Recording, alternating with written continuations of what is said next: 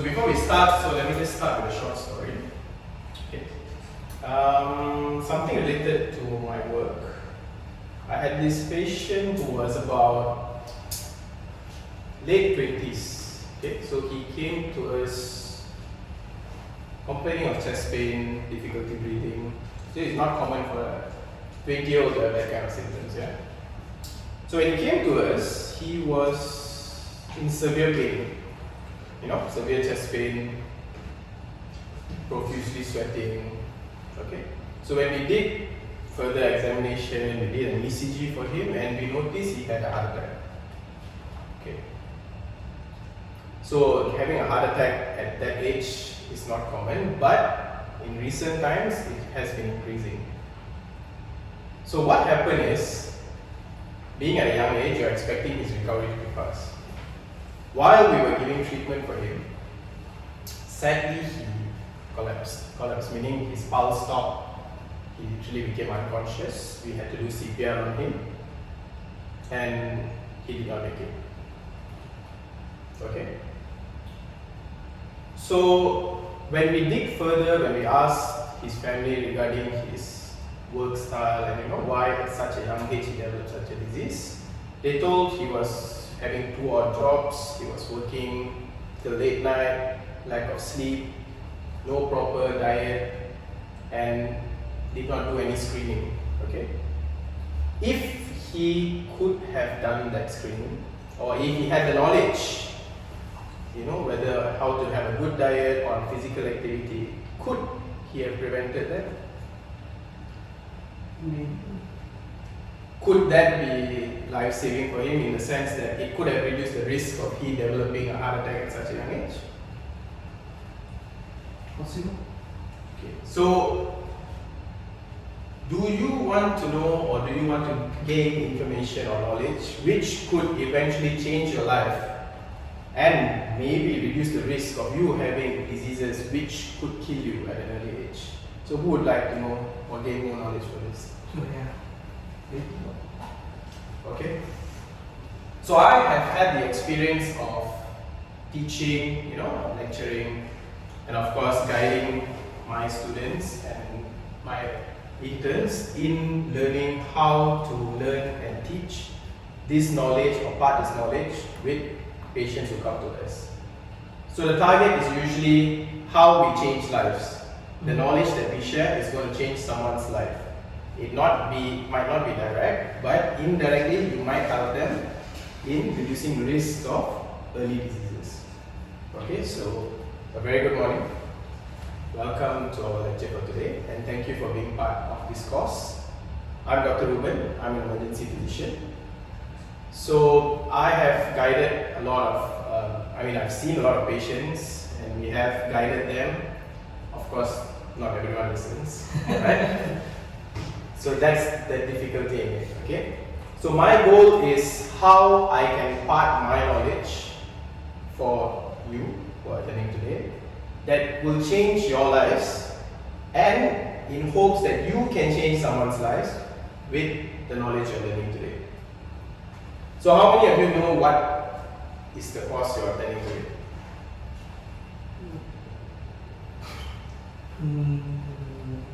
Any rough idea? You'll just send by your this was actually sent by your clinic today, right? So this clinic is the one that sent 3 stars today for the thing.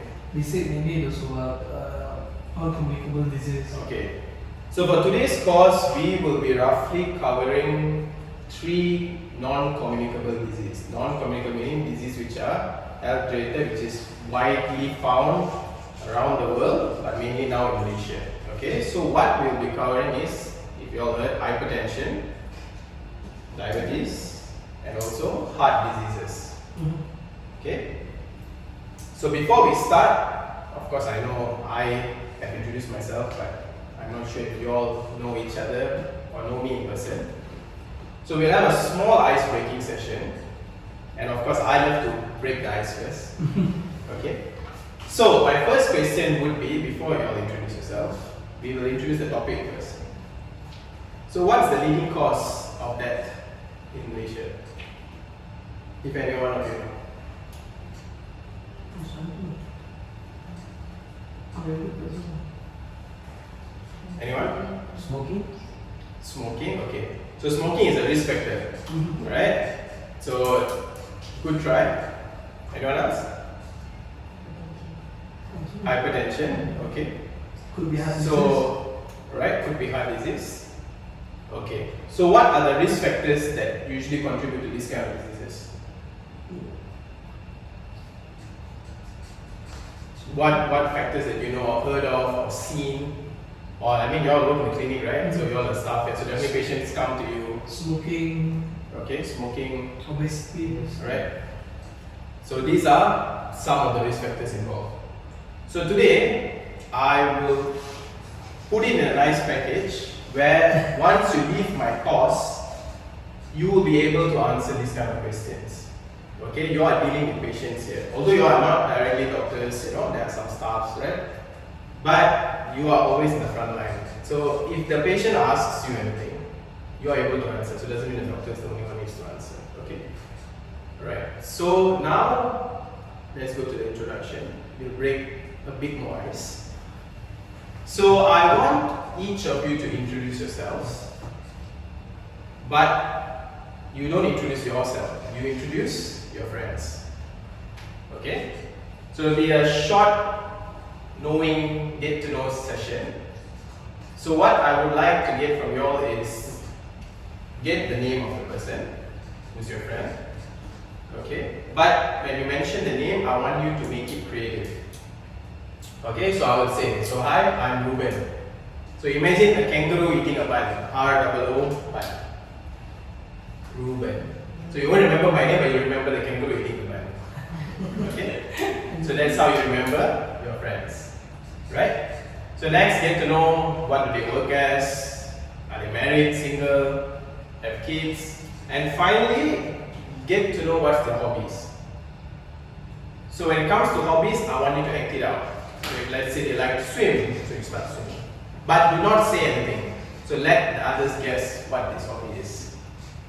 Right? So you get the picture? So I'll give you about 5 minutes to get to know each other. Have some time talking to each other, right? Gathering this information. So once you all are done, we'll have an introduction session for each of you. Right?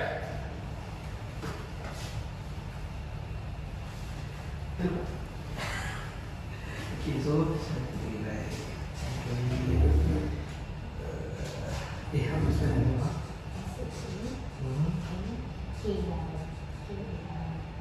Why? No, there is one. Okay. Alright, so okay, let's make up here. You are the technique /nurse. Okay, name on the medical assistant. Now the radiographer, okay? Okay. Video at the end sometime. Okay. Alright. So what's your hobby? You're replacing hobby. Hobby ya. Playing football. Okay. Secondly. Cooking.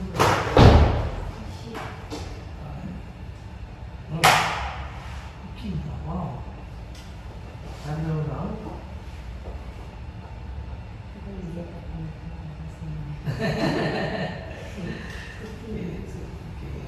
Sekarang udah ini lah. Football, saya bener ya. Okay, alright. Main apa lah? Mungkin bisa nak main football dengan saya. Jadi bisa apa pun sama. Okay. So later if you all want any drinks, I'll give you for the picture. Yeah, sure. Right. Now, this is the village and so now, okay, what else you can do inside? Okay, how long have you been? Okay, are you married, single? Okay, are you? I'm not married, 2 years. I'm not single, Okay. Where do you stay? Oke, Bapak Niko ada di sana ya. Nah, lanjut kota Bumi. Oke.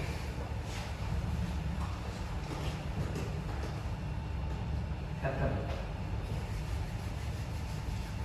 Alright. Okay, so are you guys ready?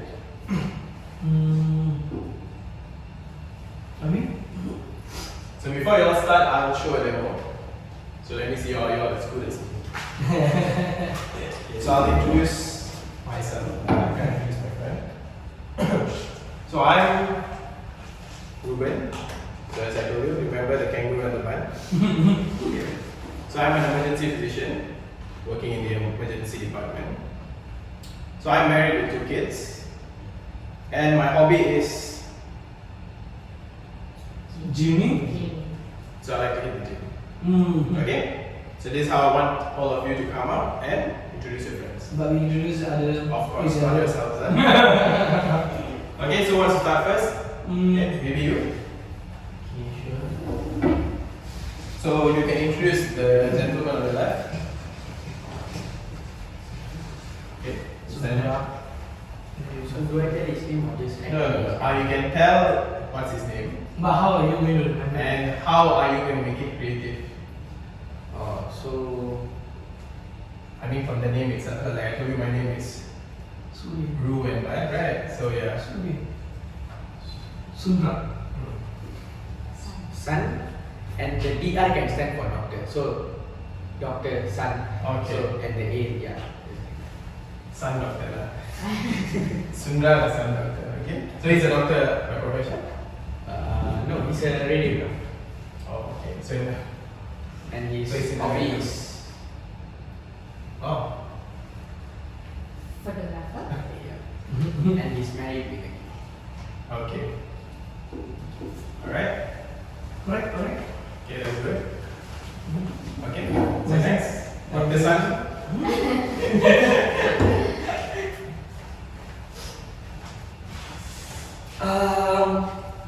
So this is Shankari. So as the name stands, the hobby is very related to the name. The hobby is cooking. So Okay. Shank curry. Damn champion. So we can go really along with the food. Shankari is single. Okay. So Shankan maybe got a chance. So you all can get to know each other more. Yeah, she's currently working as a clinic assistant at a clinic. Okay. Alright. Alright. So you're Dr. Sun, you have Nam Shankari. Alright, so Shankari, you can introduce. Shankan, medical assistant before I stay for some. His name is Sharman. So how I remember? Man, Sharman. Wow. What a man. What a man. So his hobby is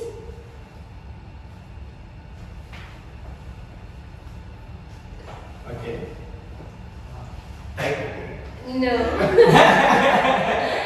I do the football thing again. Yeah, Oh. football. Okay. Okay. Then he staying at Accreditation and singer. Okay. So you have 2 singles here. Yeah. Echo audience. Okay. So we have What a Man Sherman, Dr. Sam Sundra, Lam Shankari. Right? So this is how I usually break the ice. So rather than remembering just the name, if you remember certain traits like that, definitely remember the person. Okay? So, since you all want to know each other, okay, before I start, if you don't mind me asking, what are your ages actually? How old are you? 80. 18. Okay, how about you? 35. 35. 30. 30. Okay. So you see, you all are still at the young age group. Okay, so like I mentioned, if you can relate to my story, do you all actually do health screening? Not so frequent. Okay, have you done health screening before? No. How about you? Yes, ma'am. Always follow. Yeah? Okay, that's good. Okay. So I will now go into our modules for today. Right? So basically we will be covering 3 main topics, which which are hypertension, diabetes, and heart disease. If you realize later when I start my course lectures, it sometimes can correlate. Okay, so you will have a rough picture that, oh, actually one risk factor is actually involved in all three diseases. So how we are going to break down these modules are, I'll be going through what are the numbers, your global numbers seen.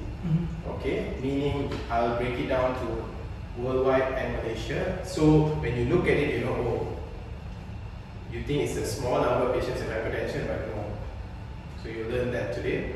You'll go through the statistics. So next, after that, I'll go through with you all the risk factors involved.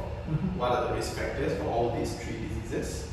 And then we will go through how can you actually screen as a preventive measure for all three diseases. And finally, the preventive steps. What are the steps that you can do before you land into such a disease? Alright? So you all clear? Yeah. Can we start the session for today? Okay. Right.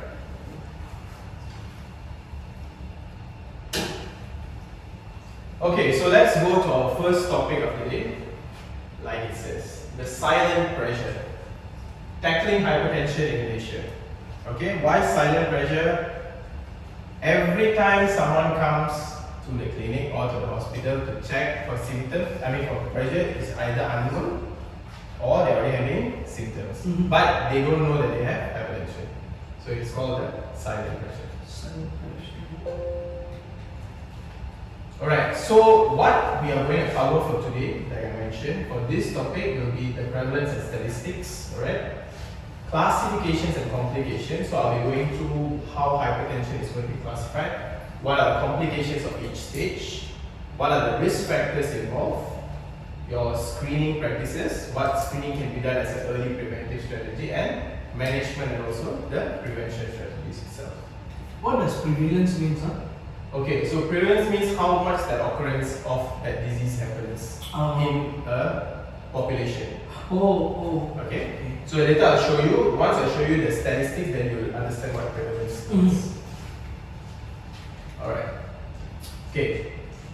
So the first small number, 1 in 3 adults globally are affected with hypertension. Okay? So you look at the number.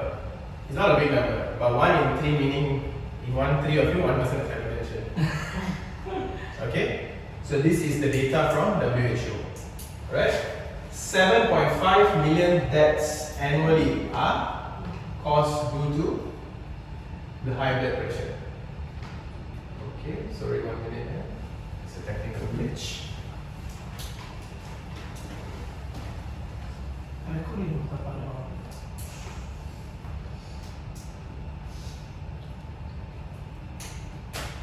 Okay, so let's continue. So 7.5 million deaths are due to high blood pressure, meaning this can be due to, your other diseases or deaths are due to the hypertension itself. Understand. Okay. So this is the data in Malaysia. So like you asked about prevalence, right? If you see here in 2023 itself, 29% of Malaysian adults or 6.7 million in this have hypertension. Imagine 6.7 million Malaysian population having hypertension. So from 1 in 3 became not a small number anymore, 6.7 million. So the cut-off that they took was this 140 over 90, okay, to determine hypertension. So as the topic itself says, silent pressure, 60% of these individuals are unaware of the condition, ranging from 18 to 39 years of age, which is your age. Exactly. Right? So if you see at the age group prevalence, okay, we are of course expecting this group to be the highest, the 60 years old. Okay? 40 to 59 is second in line and 18 to 39 is the lowest group. Okay. But what's worrying is this group is now becoming higher in trend. Okay? If you realize those patients or individuals aged 18 to less than 40 years old are more commonly presenting to us with hypertension. So later on in my next slides, I will tell you why this is happening. If you compare this to ages ago, maybe with your parents, hardly you will see patients with hypertension. Most likely they only will detect at 50, 60. But now you can see patient 30 years old coming to you, headache, high blood pressure, stress. Okay, so many factors lead to it, which I'll explain shortly. Okay, so now let's look at the classification and complications of hypertension itself. Okay, so we have a normal blood pressure. So normal that you get is 120/80. So this is the normal pressure. Okay. Next, you have pre-hypertension, where your cutoff is usually at the 130, below 130 mark, and the lower part of it, the diastolic, is less than 80. Still pre, that means you still have to be cautious. But once you hit the 140 and 90 mark, this is already stage 1 hypertension. Okay?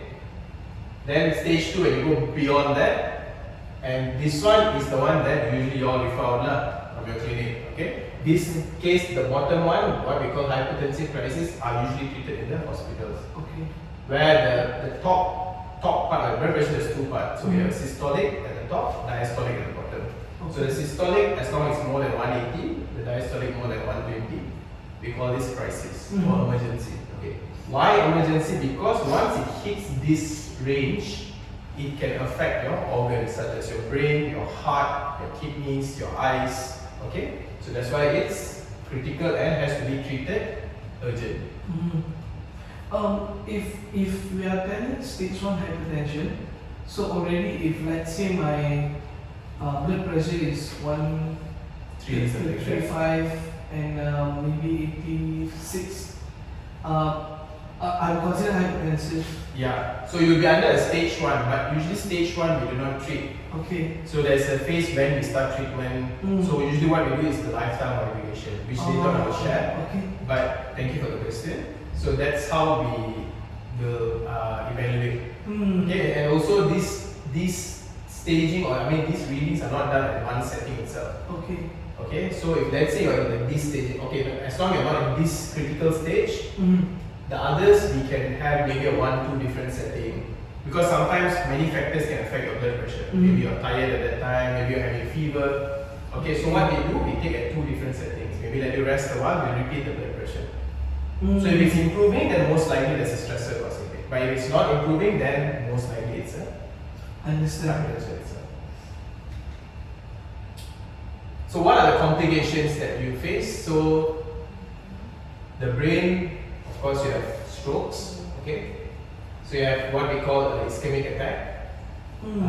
This is more related to brain-related diseases. Okay. Okay, so when you see a patient come with weakness on one side, your face drooping, when you hear them speak, it's not clear. So these are signs of strokes. Stroke. So this is a complication of heart disease. I mean hypertension itself. Number 2 is heart disease. So patient, like I told, heart attack or chest pains are also related to high blood pressure. So when high blood pressure happens, your blood vessels become narrower.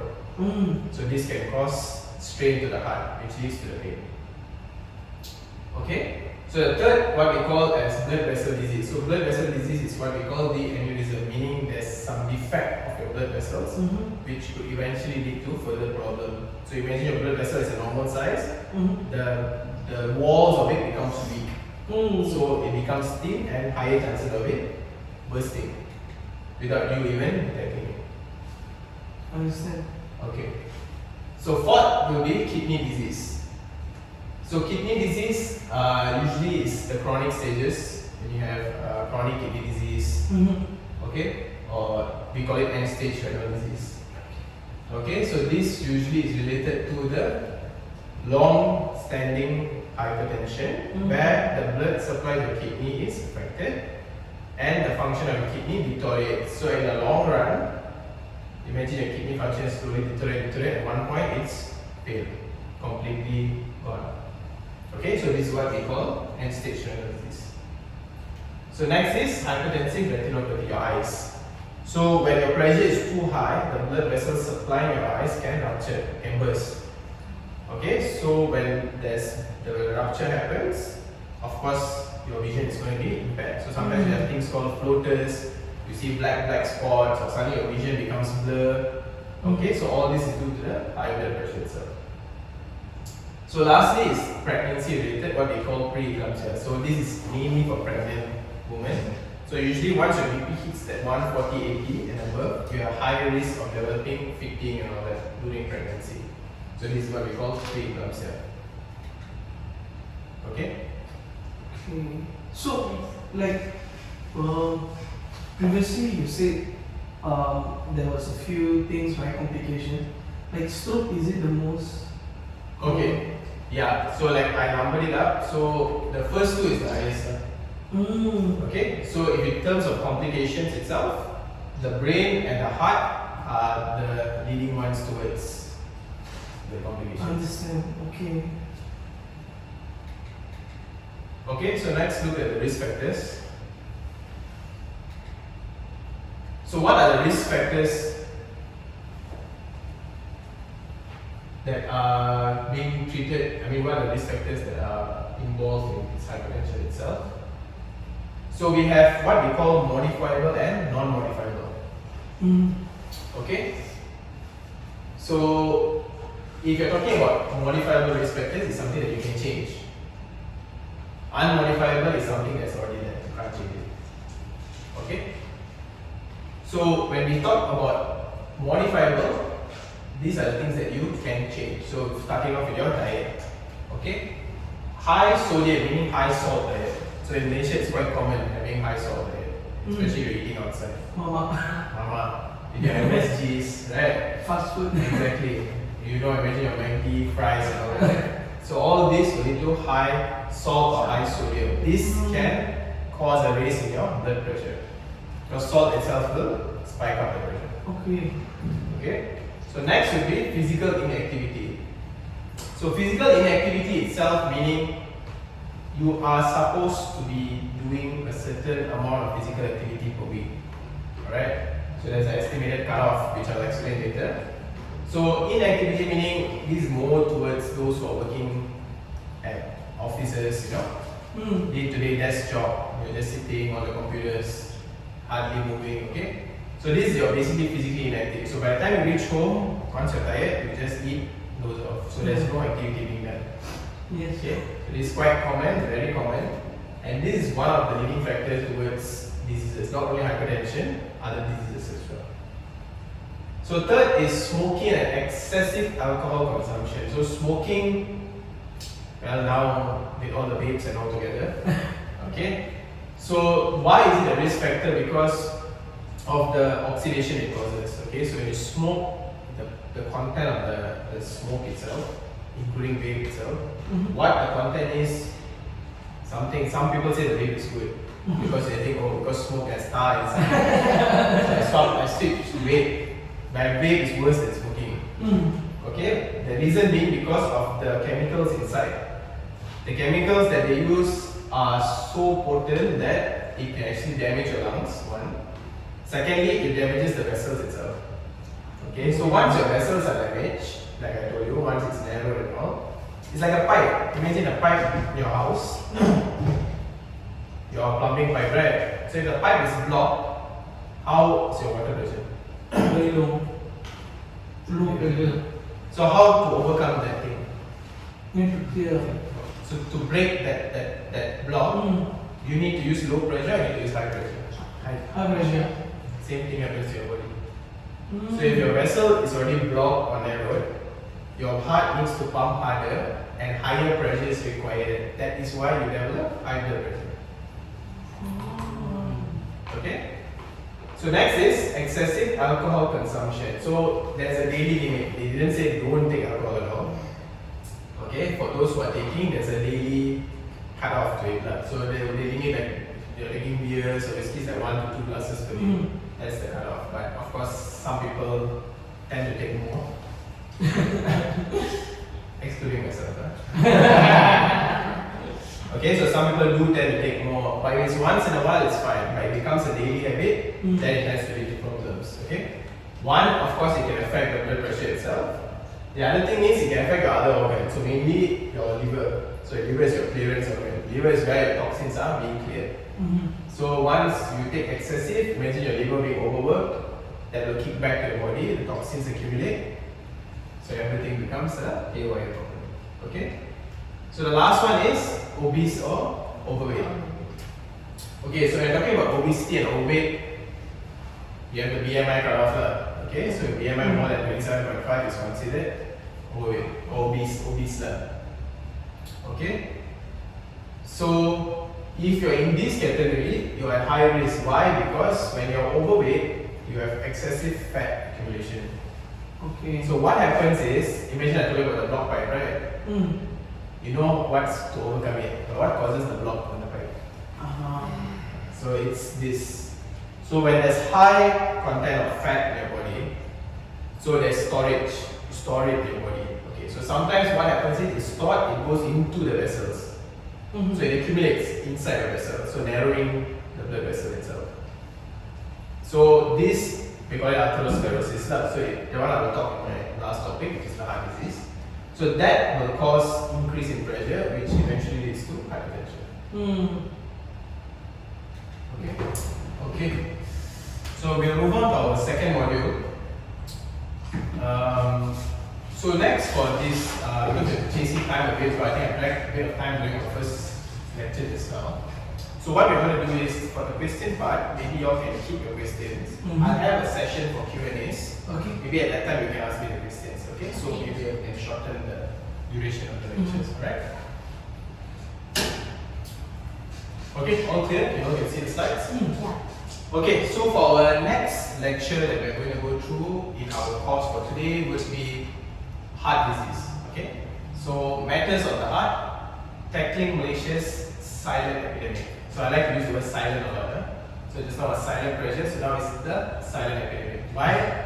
Like I told you, my story, remember? 20s, late 20s, didn't even know what he had, just came with a heart attack and passed away. So this is a silent epidemic. Okay.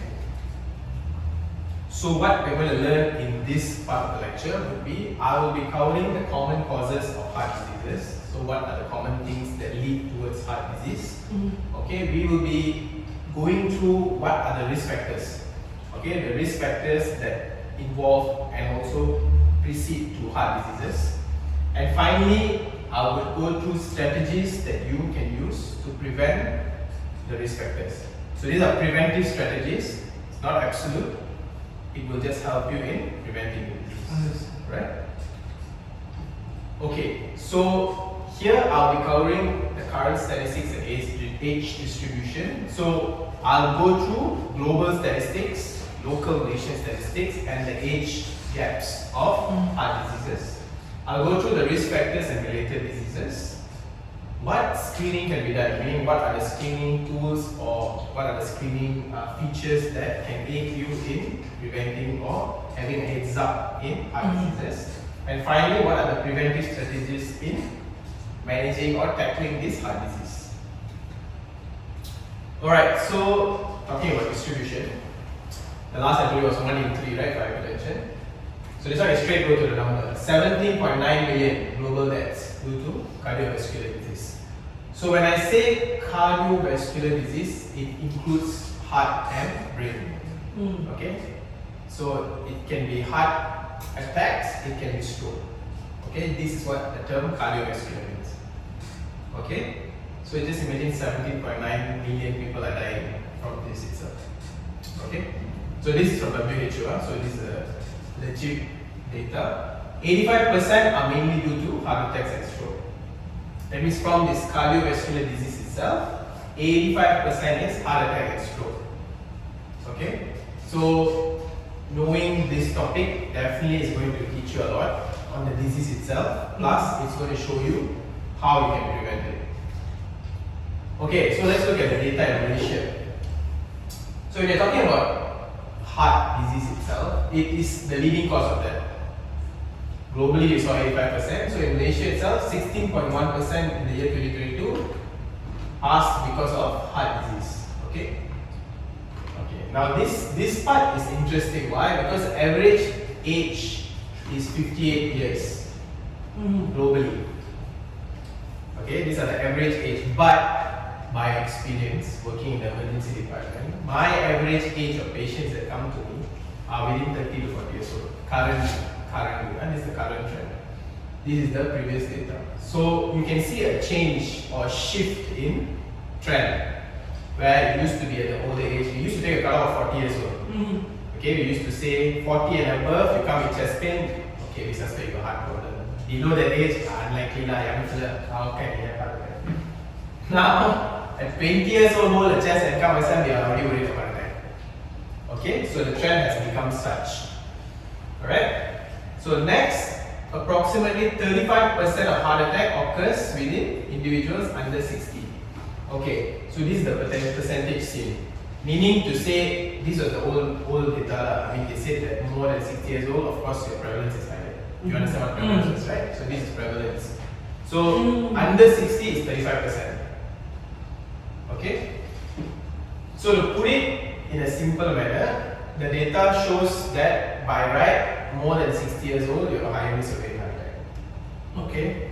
But even though you're at a younger age, at the 20s, like the group that I'm having now, 3 of you, you still have the risk of getting it. Okay, because I'll show you there are many factors that lead towards it. If let's say you don't have those risk factors, maybe yes, 60.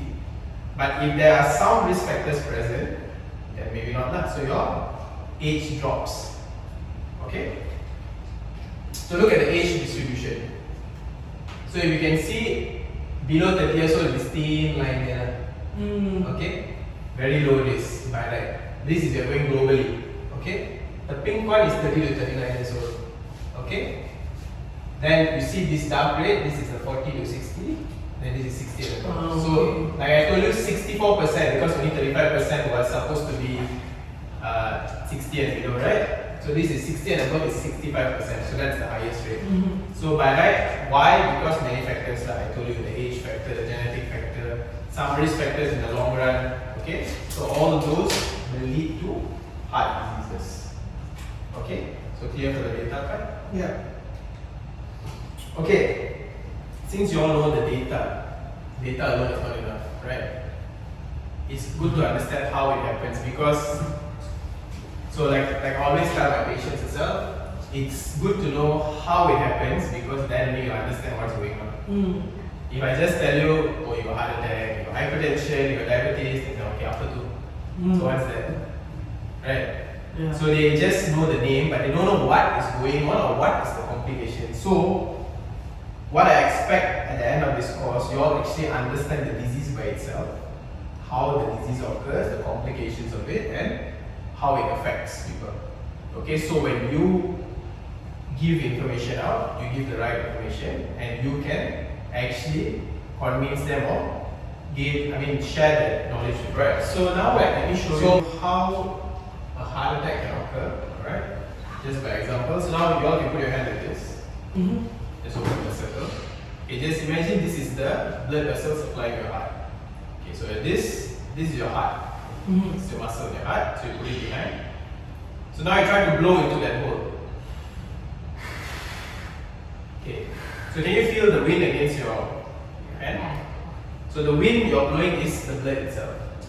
So when your blood vessel is open without any block, the blood supply to the heart is normal. So your muscles in the heart receives it.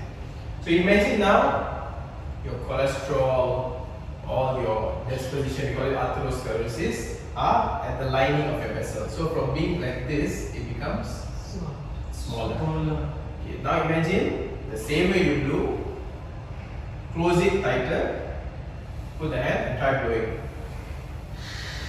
Less. So how much air touches your heart?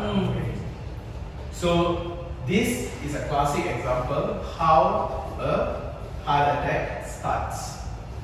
Okay, so this image clearly shows, okay, so this is your heart. So within the heart is the vessel I showed you. So you see this yellow lining, so this is the fat. Okay, so it accumulates at the lining. So what happens is, when blood flow goes through this, it's restricted. You see, like I told you. So if you learn physics, a narrow passage requires higher pressure for the flow to occur. Alright, so here pressure goes high, which goes to my first topic, leads to hypertension. Second thing is, makes your heart work harder. Imagine your heart just pumps normally, it can pump blood. Now it has to pump even harder because it has to create higher pressure to pump the blood across this vessel. Okay. So what happens is this deposition, this blood, certain parts of the blood, it starts to get blocked here. Okay. So imagine high pressure, right? Of course, this is just like a fat, or we call it atherosclerosis, stuck at the side. At a high pressure, this thing can detach. You see this plate, we call it a plate, can detach. So imagine like how you fall. Whenever you fall, there's a wound. So what happens to the wound? It starts bleeding. Bleeding. After that, what happens? Stop bleeding. Why does it stop? What? So why your bleeding stops? Why do you think? Oh, our platelet. Okay.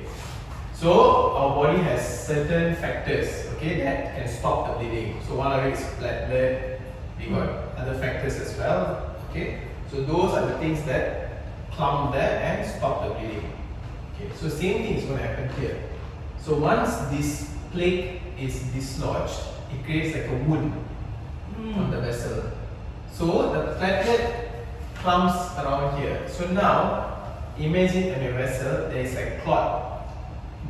From the fat deposition breaks out, now becomes a clot. So now a blood flow going against blood clot is different from the plate just now. So now it's even going to accumulate more and cause the clot to become build further and narrow the passage even worse.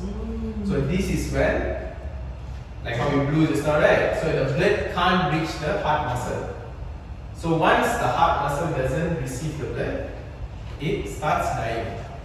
There's no oxygen, there's no nutrients. So your heart muscles start dying. It's what we call in medical term, we call it necrosis. So that's what leads to a heart attack. So heart attack means because of a blocked vessel, part of your heart starts dying. So when that part of the heart dies, that part cannot pump. Okay, so this is how the heart attack occurs.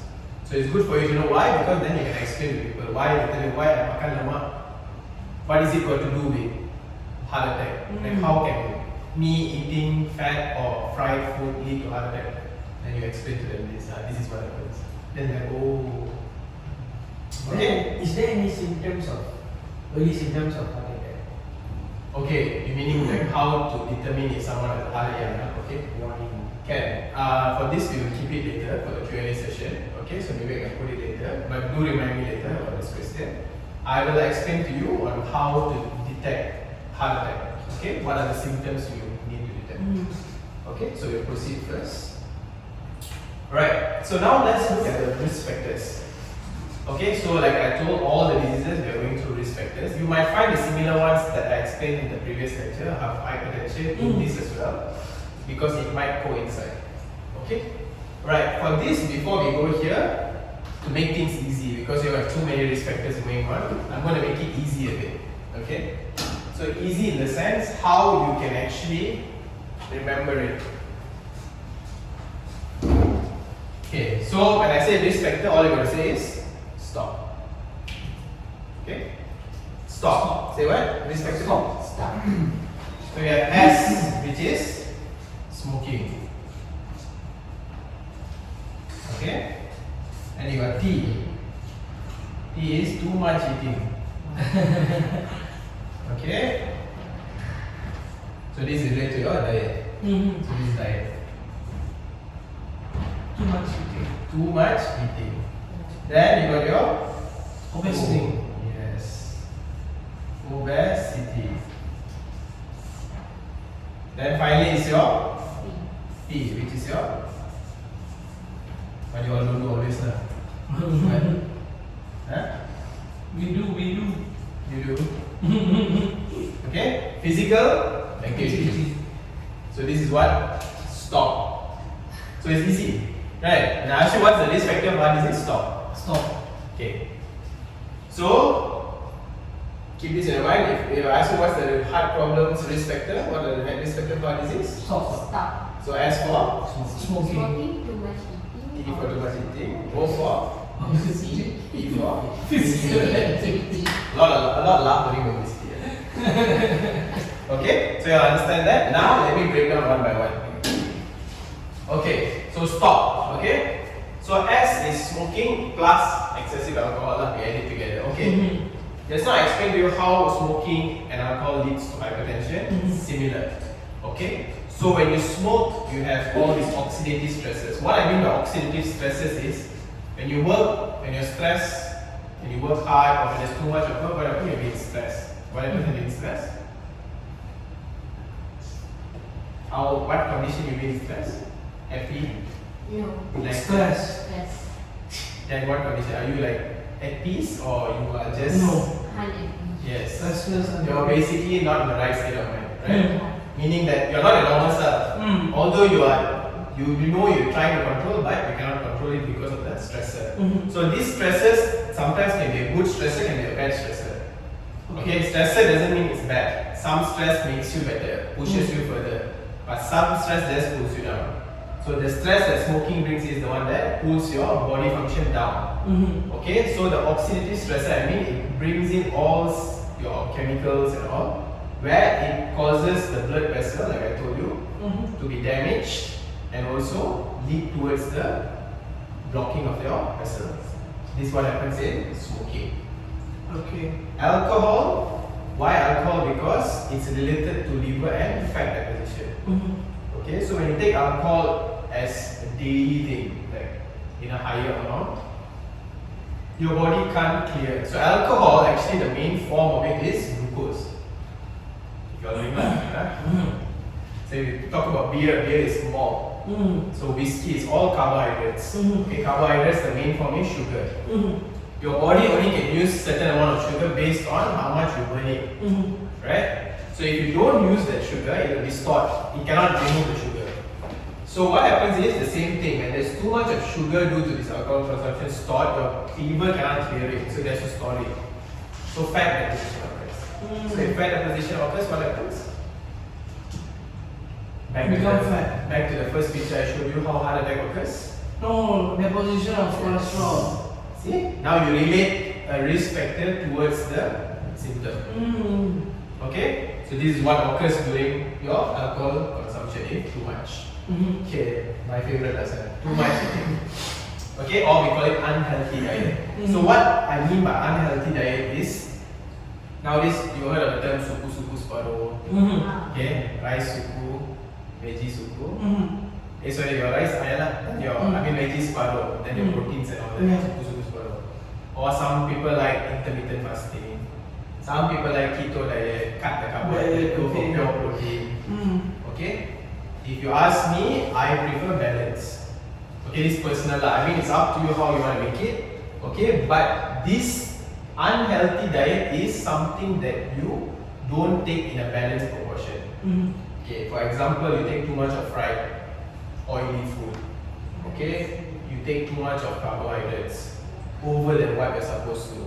Okay, or the meal you're eating has too much additives, preservatives. Okay, or too much snacking.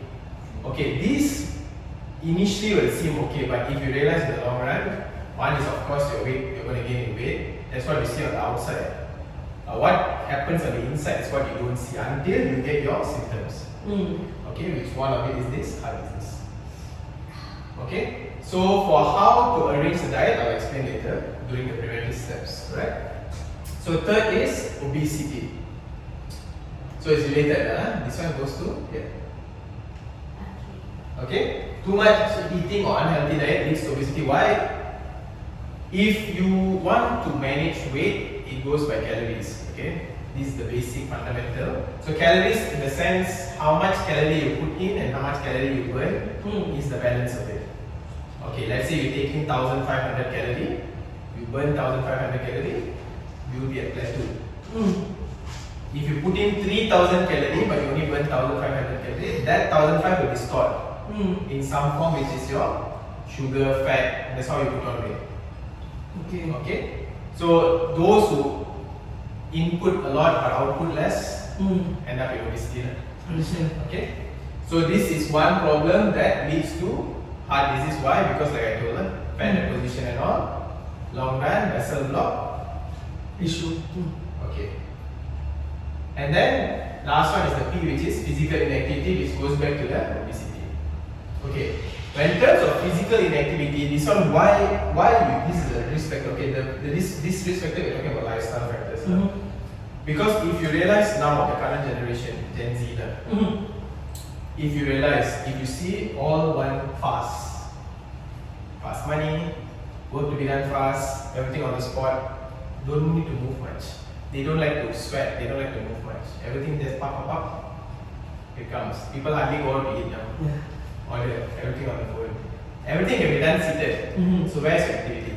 A simple walking is not done. You're not even just getting up, moving. So this is what I mean by physical inactivity. It's not just exercise.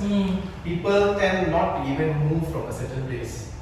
Okay? So these kind of factors lead to heart disease. Why this factor I highlighted mainly because this is a lifestyle factor that can be changed. It's something that you can change. Okay, so this I pay attention to because even when you part this knowledge, you can point out these factors and then show them that it's not just the disease I'm treating. I have to treat the risk factors that's leading towards the disease. Okay, so you have to treat as a whole. Right, clear? Okay, so that is lifestyle. So now we are going to talk about medical conditions. So these are what kind of medical conditions that can be a risk towards developing heart disease. Okay, so first will be hypertension. So hypertension, like we told just now, vessel narrowing. Of course, we imagine your vessel being blocked and being narrowed some more. Of course, higher tendency for you to develop heart disease. Diabetes, in my next module I'll explain, in my next lecture. Okay, why this is related to heart disease? Because diabetes itself is an issue of sugar not being used up by the body properly due to your insulin problem. So sugar not used will be stored as fat. Long term, obese, block the vessel, heart disease. Okay. The third one we say hypercholesterolemia. Okay, so this is basically dyslipidemia, or we call it cholesterol issues. High cholesterol. Of course, you have no way to put it. It will be stored in all your organs, all your vessels, and eventually lead to blockage. Okay. The last one, history of stroke. Okay, this one, what they mean by history of stroke, like I told at my first slide, 85% is cardiovascular, right? So heart attack and stroke is 85% of that cardiovascular. If you had a history of stroke, meaning there was a block in your brain before, you had higher risk of developing a block in your heart. Okay. That's what it means. Okay, these are factors that gives you a higher predisposition of getting a heart disease. Right? Understand. Okay, this one is very common. This is the reason why, that's why I told you why from 40 the cutoff became 30, early 20s, right? This. Okay, actually it's only this. Of course, main side the lifestyle factor lah. Like I told you, your physical activity. In olden days, everyone goes out. There was no phone where you can order everything. Everyone keep moving. So yes, this is the other factor why heart disease has increased in the younger age now. So your first is chronic stress. If it's a good stressor, it's okay, like I told you. It will definitely improve yourself. But if it's a bad stressor, it will pull you down, it could lead you to other mental conditions.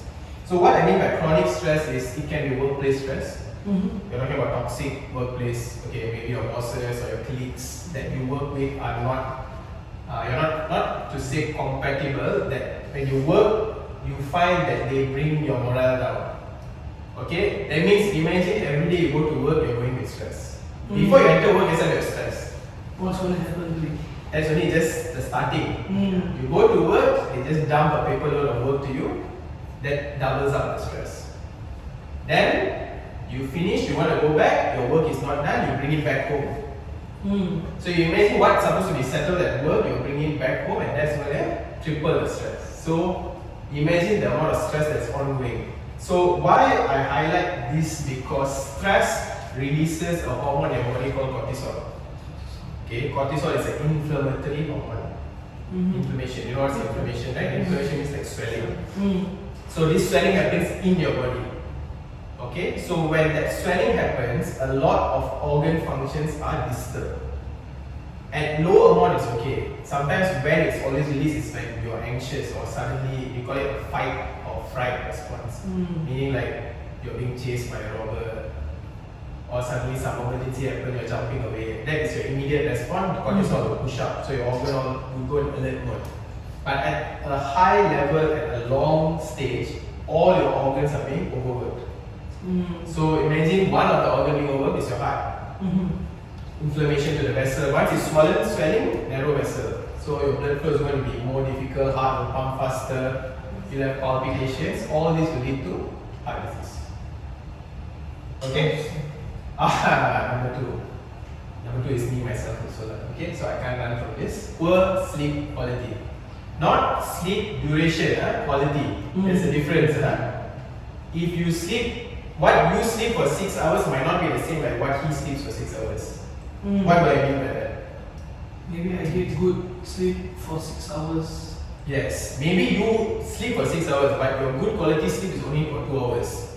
But his good quality sleep is 4 hours, so he has a better quality than you. Although both of you sleep for 6 hours. You understand, right? The quality is different. Quality means the one you sleep, you don't wake up in between. It's just you sleep, you wake up, next thing you hear your alarm ringing.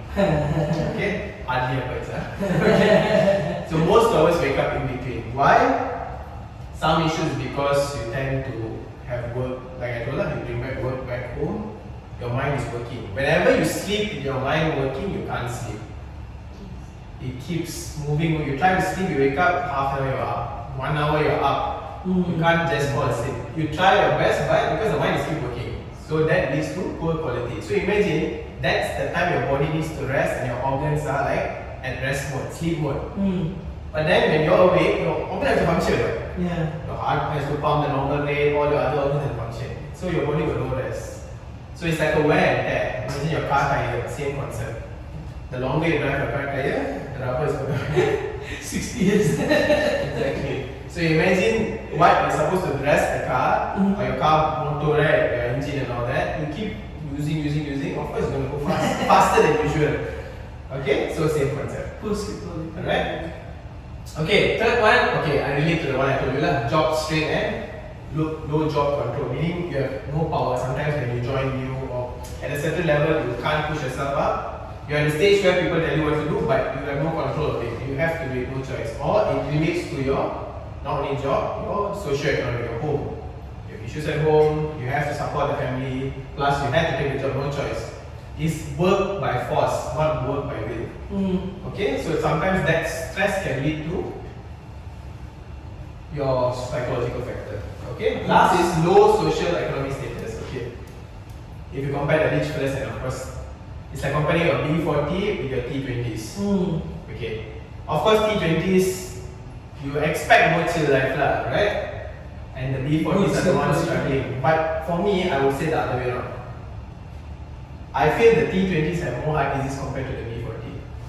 Because of the stress. Yes. What they see is yes, of course they're living better life, but to maintain that, the amount of stress and work that they're going through is actually higher than the B40. B40 is just, I earn that much, I go back home, I rest.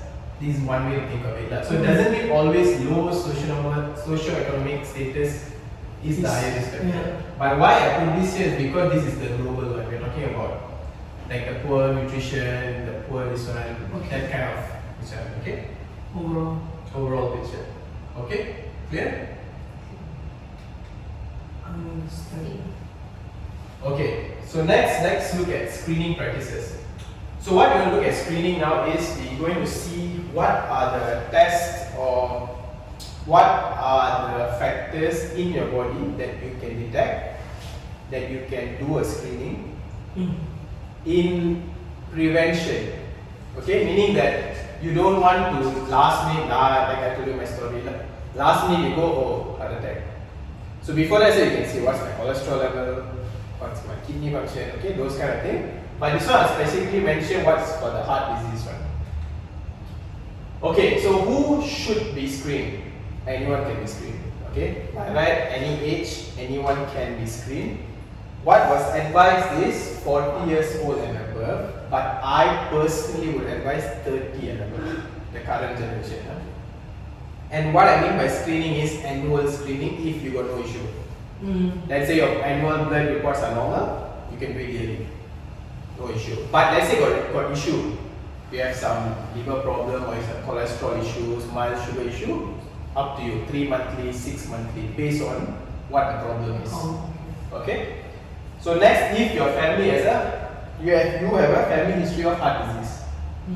So let's say your parents have heart disease, maybe your dad, your mom, or your siblings. High risk, meaning like out of 4 siblings, 3 have heart disease. Of course, that puts you in a high risk of getting it as well. Then you can do a regular checkup, just in case. Okay. The third one, of course, because you're in the lifestyle factor, you're smoking, plus you have the medical factors, diabetic, hypertension, even higher risk. So this one, more frequent screening is needed. That means you have to monitor it more frequently, 3 monthly. 3 monthly is the common one, if it's under control. Some patients, what happens is that they come to me also. They will come smiling, check the sugar, 15, 20. Okay, normal sugar, normal sugar is supposed to be 7 and below. That's normal sugar. Random fasting is less than 5.4 or something like that. But this I'm talking about patients who never check and come to you with 20s, 20 is high. Okay? But they are smiling, nothing happened. But what they don't know is, if they don't control that, all their organs, kidney, heart, silent. That's why always the topic is silent. They won't know what's going to hit them. Suddenly, you just get a heart attack, you get a stroke. Okay? So this is an important thing to screen. And of course, this group, obese and sedentary. Okay? Why? Because obesity, I told you, high fat deposition leads to many diseases, and sedentary is your physical activity. Okay? Okay, so what are the blood? Okay, this one is a bit detailed. So what are the blood parameters that you want to test? I'll just go through roughly. So lipid profile is basically a package of cholesterol tests. Okay, you have your total cholesterol, triglycerides, then what we call the good cholesterol, the bad cholesterol. HDL is the good one, and the low density is the bad one. Okay. So this comes in a package. Why? We need to know why the total cholesterol is high, if it is so, and which one is the problem. Do you have less good cholesterol or your bad cholesterol is high? So based on that, you will be advised, meaning whether with diet control you can curb this issue or you need to start any medication.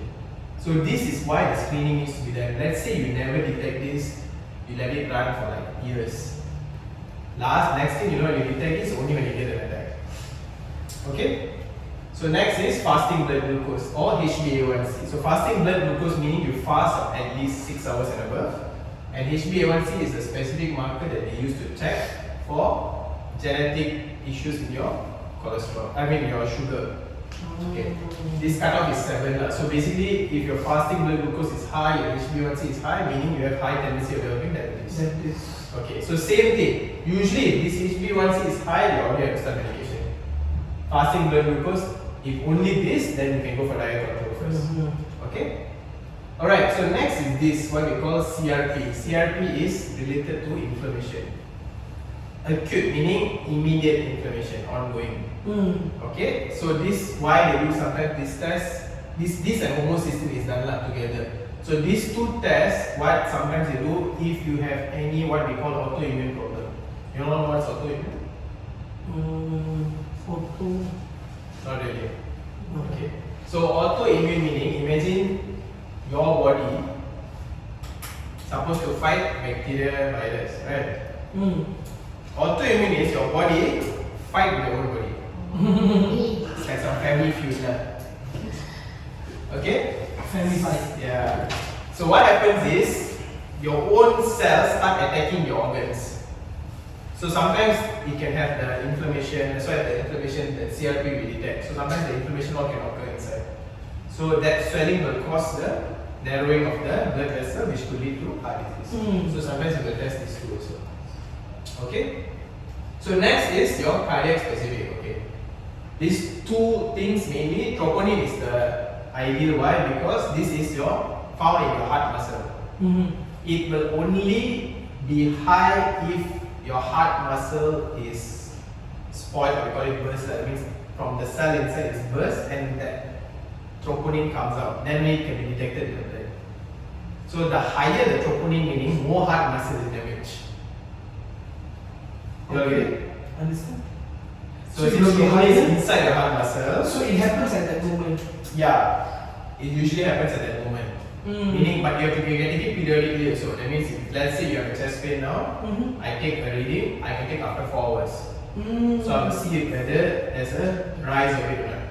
So usually, if it goes higher, meaning at that gap when you had the pain, there was already reduced flow and you had the strain. After 4 hours, your cell all died and the troponin came out. So it detected the blood. So this thing is quite specific for heart disease or heart attack lah. Okay, this one at the bottom is for heart failure, more to the heart function.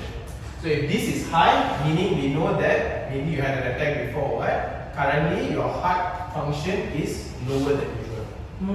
Okay, so this one is more towards the heart failure. There's two differences. Heart attack means blocked vessel, heart muscle die. Heart failure means after the heart muscle die, that part of the muscle cannot function properly. So that's heart failure. Okay, clear?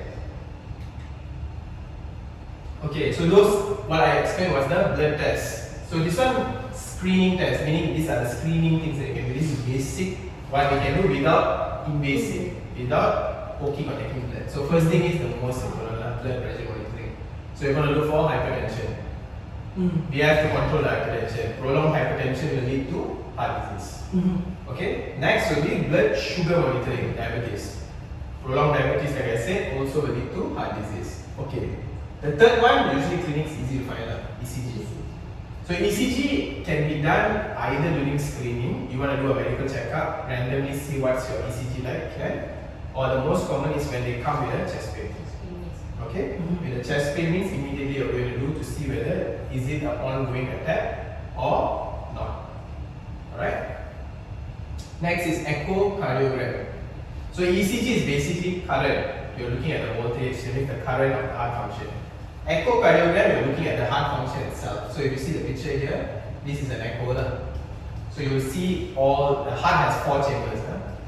There's four rooms we call it. So 4 chambers in the heart. We will do to scan and see how is all the chambers and how is your heart pumping. This is how you can see your heart function. Okay. But you cannot see whether there's block or not. Okay, echo will only show the heart function. Okay. So stress test is you put, basically you have to walk on like a treadmill and they'll attach the monitors to your heart. So what they want to see is when you are stressed and you're giving your body stress, the strain to your heart, whether it shows a block or not. Because sometimes the block is not full. Maybe it's like half, 50% block. Okay, so when you strain the heart, then you can see the changes in ECG. At normal time, you can't see. So that's the reason why they do a stress test. CT calcium is basically they go for a CT scan. They will check your calcium, this one, the score based on the scan. If it's high, then you know there's something blocked in the vessel. Okay, so these are screening tests. Okay, but let's say if you already have an attack. If you had an attack before, but then now you're okay, and then you say that, okay, how do I know I'm having a block in my heart or not? You can do this first, but the extra step is going for an angiogram. There's 2 options, like either you go for angiogram or CT angiogram. CT angiogram means you go for a CT scan, they will scan your vessel and see your block. If angiogram itself is good, why? Because once you go for angiogram, if there's a block, immediately they can open the block. So it's not 2-step thing. So anyone can go for angiogram? Yeah, can, but usually they'll follow these steps first. They will try to detect first. They do an ECG, they do an echo, stress test. If stress test they found something, then they suggest you, okay, I think you need to go for an angiogram. Also same like the one you told, go for non-invasive first. Yes, you can go for non-invasive because of course as a patient, even you ask me go for angiogram straight, puncture here, go to the heart. Even if I ask you now who want to go for angiogram, who want to go. Yeah. So we start off slow, we try to detect, then we advise. So we go step by step, make them understand the severity, then we push towards it. So, right? Okay, so now let's look at the preventive strategies. Okay, so before we start the preventive strategies, we shall go back to our mnemonics again.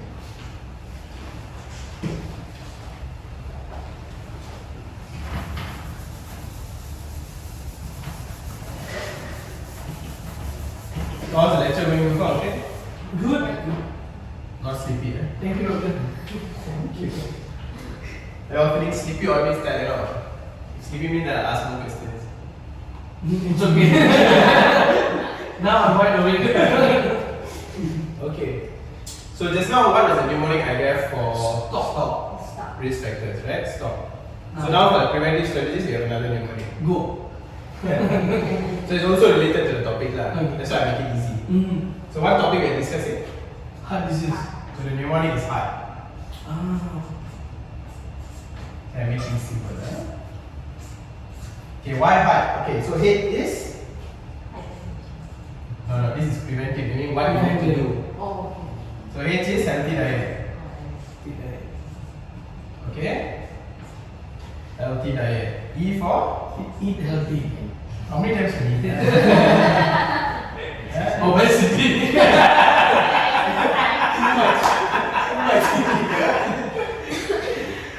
Exercise. Okay, so E is exercise. Okay, so A is alcohol consumption. Limited, limited. Alcohol consumption. So you are limit to this, okay? So R is? So R is regular control. What do you want to control? Heart rate. Your stress. Yeah, it's your diseases. So your blood pressure, your sugar levels, that's the regular control. Okay, so T is timely adherence to your medication. If you have the disease. Okay? Okay, so this is heart. So just now this factor was stop. Stop. S for Smoking. T for Too much eating. O for Obesity. P for what do you want to do that? Physical activity.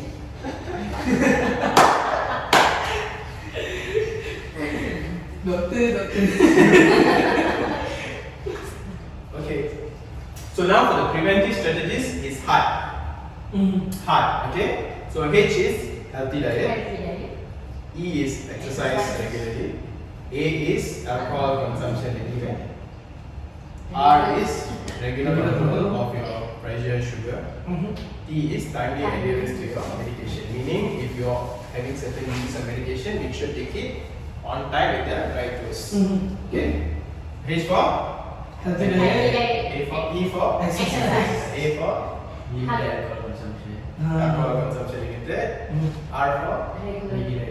Exercise. Regular Regular control. Of your pressure and sugar. Sugar. T for? Medications. Timely adherence or timely medication. Okay? So now let's go. Okay. So first the H, healthy diet. Okay, now we talk about the healthy diet part. So your suku follow. So why they meant by suku follow? I prefer that because balance. It's balanced diet. So you have part of carbohydrate and part of protein, and the others are your vegetables. That's suku follow. Fiber and veggie, right?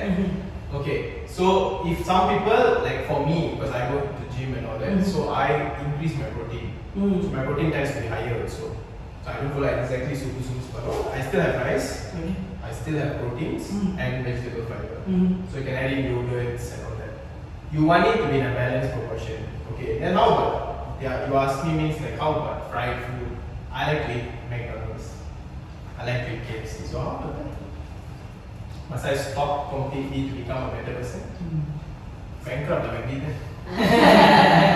Okay, so those, yes, is balanced. So you still can take it at a limited amount. Once a week. It's fine. It's not, I won't advise that don't eat at all. You still can have it, but at a limited amount. Okay, because yes, the salt levels are high. Of course, it's fried. Okay, so definitely the fat amount is high. So definitely it's high, but if you take it at a limited amount, it's not too bad to your health. Okay? So if you want to fast, that's your own, your own choice. Because the diet always is, for me, is individual. I can't put my diet to you. You might not be able to follow it, or your body may not take it. Okay, so the fasting part also depends on you. Some go for intermittent fasting, 16 hours fasting, 8 hours period of eating. Okay, then some go for the keto diet, like I told, high protein, no carbs. Okay. Depends on person to person. Yes, depend on what you're doing at that time, how is your physical activity at that time, or what is your goal at that time. Okay, some people have short-term goals, short-term weight loss and maintenance weight. So depending on how you're doing it, as long it's balanced. Okay. So next is exercise regularly. Okay, so what's advised is 3 to 4 times a week, at least 30 minutes. This is what's advised. Or if you realize some you use smartwatch, some go for the step count. How many step count you'll use before? Never open the step count. Once in a while. Okay, so they target sometimes at 10,000 steps per day. Okay, they have this count. Why they say if you read 10,000 per day, it's considered to cover the 30 minutes of daily exercise. Okay, that's one way to put it down. Okay, so this 30 minutes means what exercise are you going to do? Walking, Okay, jogging. so you can start off slow. If you haven't gone for like really this exercise, you go for slow exercises. Okay, you want to go for a jog, a walk, you want to go for light yoga, you want to go for stretching, and then you want to do light weights. Can slowly step up.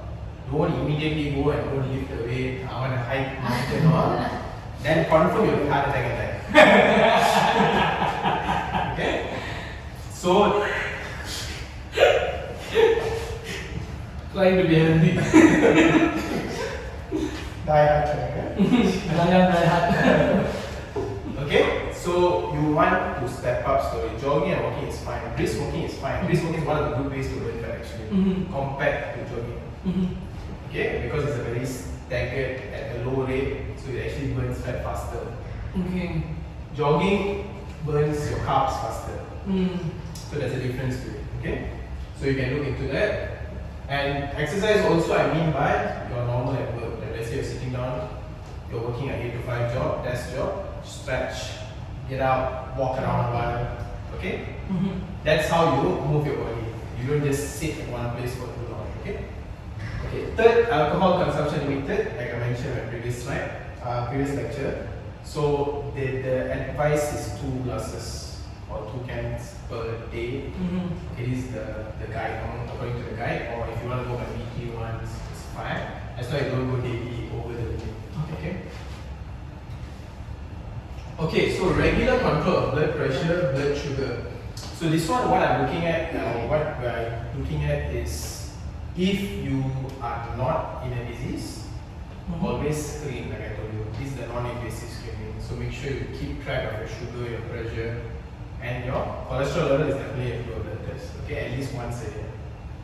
Okay, but let's say if you have issues, suddenly you have like some headaches or some symptoms that you feel is not normal, go and check, because sometimes silently pressure might be high and leads to symptoms such. Okay. Why you need to control it? Because if you detect it early and control it, you can prevent long-term issues like your organ function. Not only heart, your strokes, your brain, your kidney. Okay, those organs in the long term, if overworked, it can tend to lead to organ damage. Okay, so timely adherence to medication.